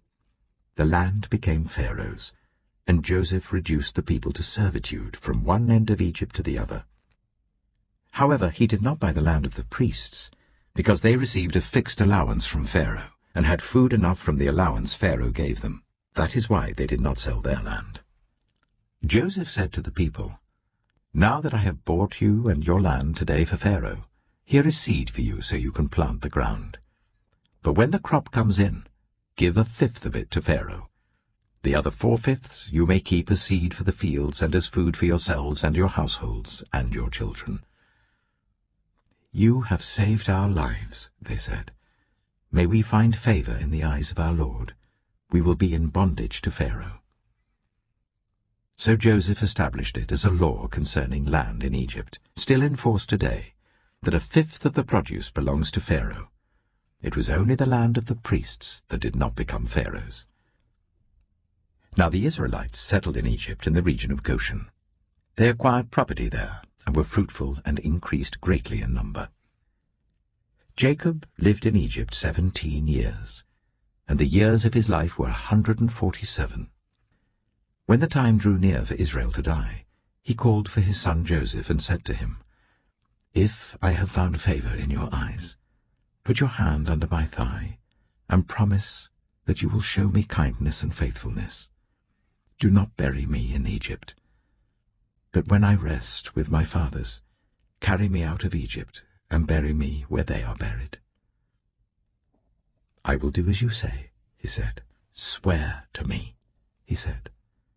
Then Joseph swore to him, and Israel worshipped as he leaned on the top of his staff. Genesis chapter 48. Some time later Joseph was told, "Your father is ill." So he took his 2 sons, Manasseh and Ephraim, along with him. When Jacob was told, "Your son Joseph has come to you," Israel rallied his strength and sat up on the bed.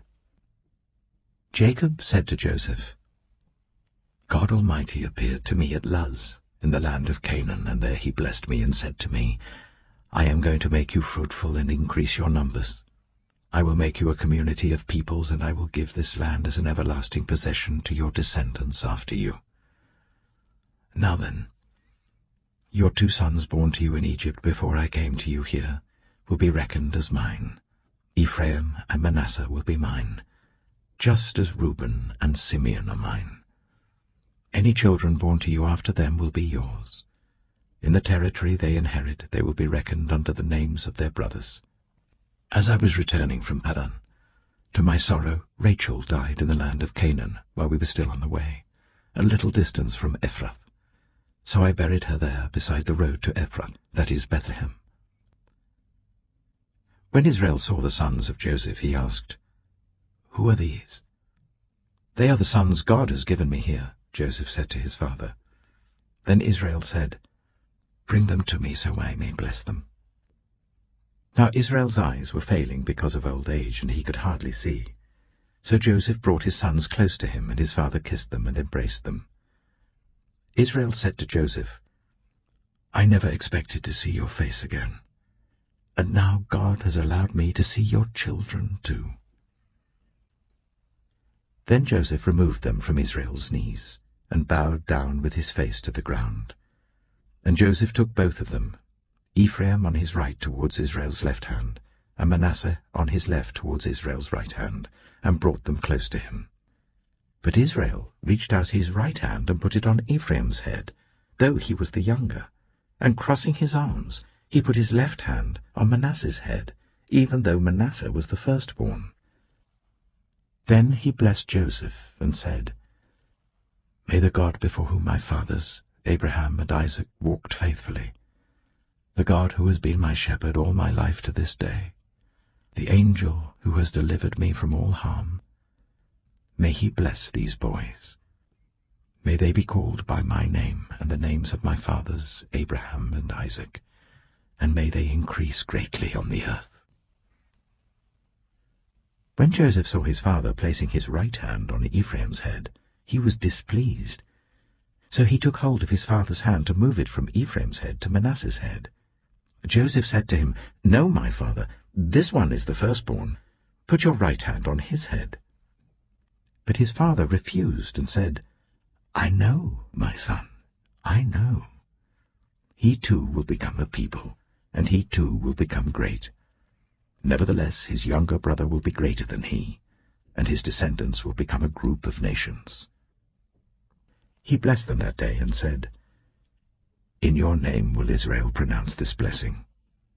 May God make you like Ephraim and Manasseh." So he put Ephraim ahead of Manasseh. Then Israel said to Joseph, "I am about to die, but God will be with you and take you back to the land of your fathers. And to you I give one more ridge of land than to your brothers, the ridge I took from the Amorites with my sword and my bow."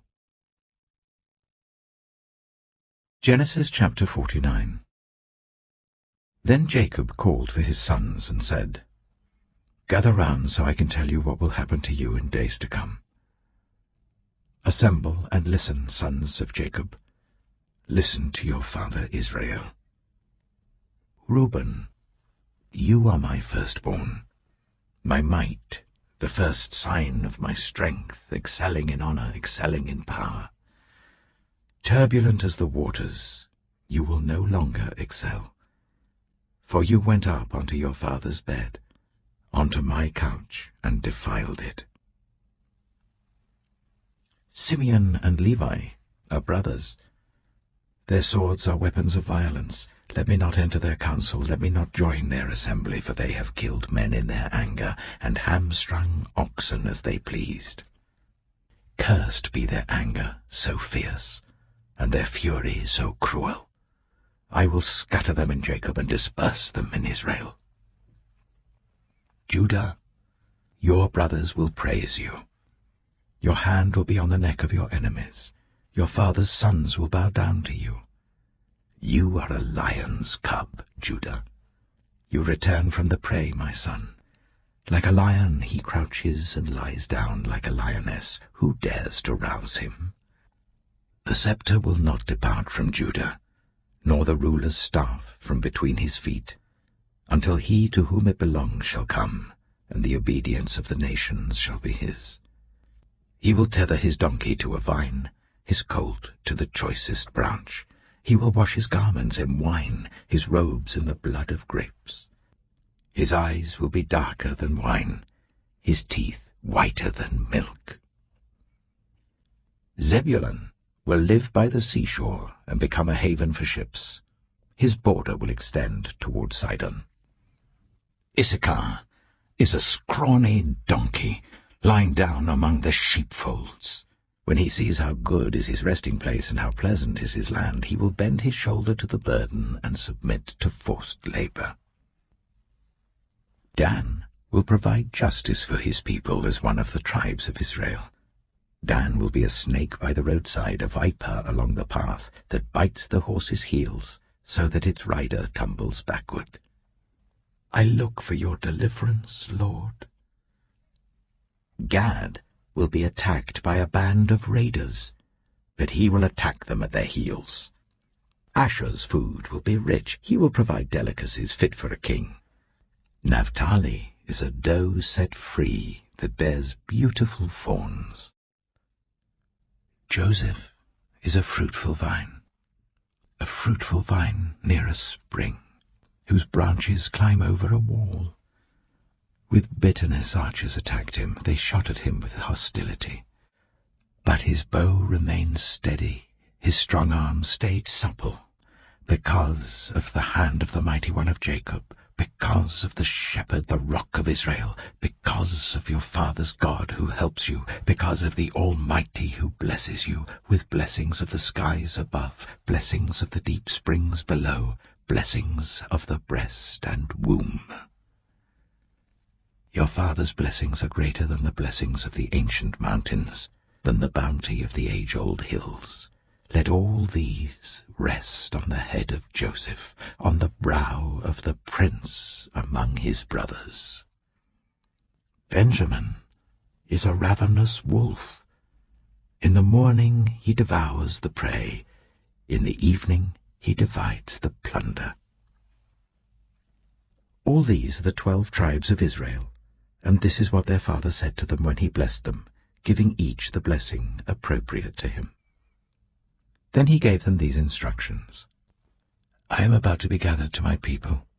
Bury me with my fathers in the cave in the field of Ephron the Hittite, the cave in the field of Machpelah, near Mamre in Canaan, which Abraham bought along with the field as a burial place from Ephron the Hittite.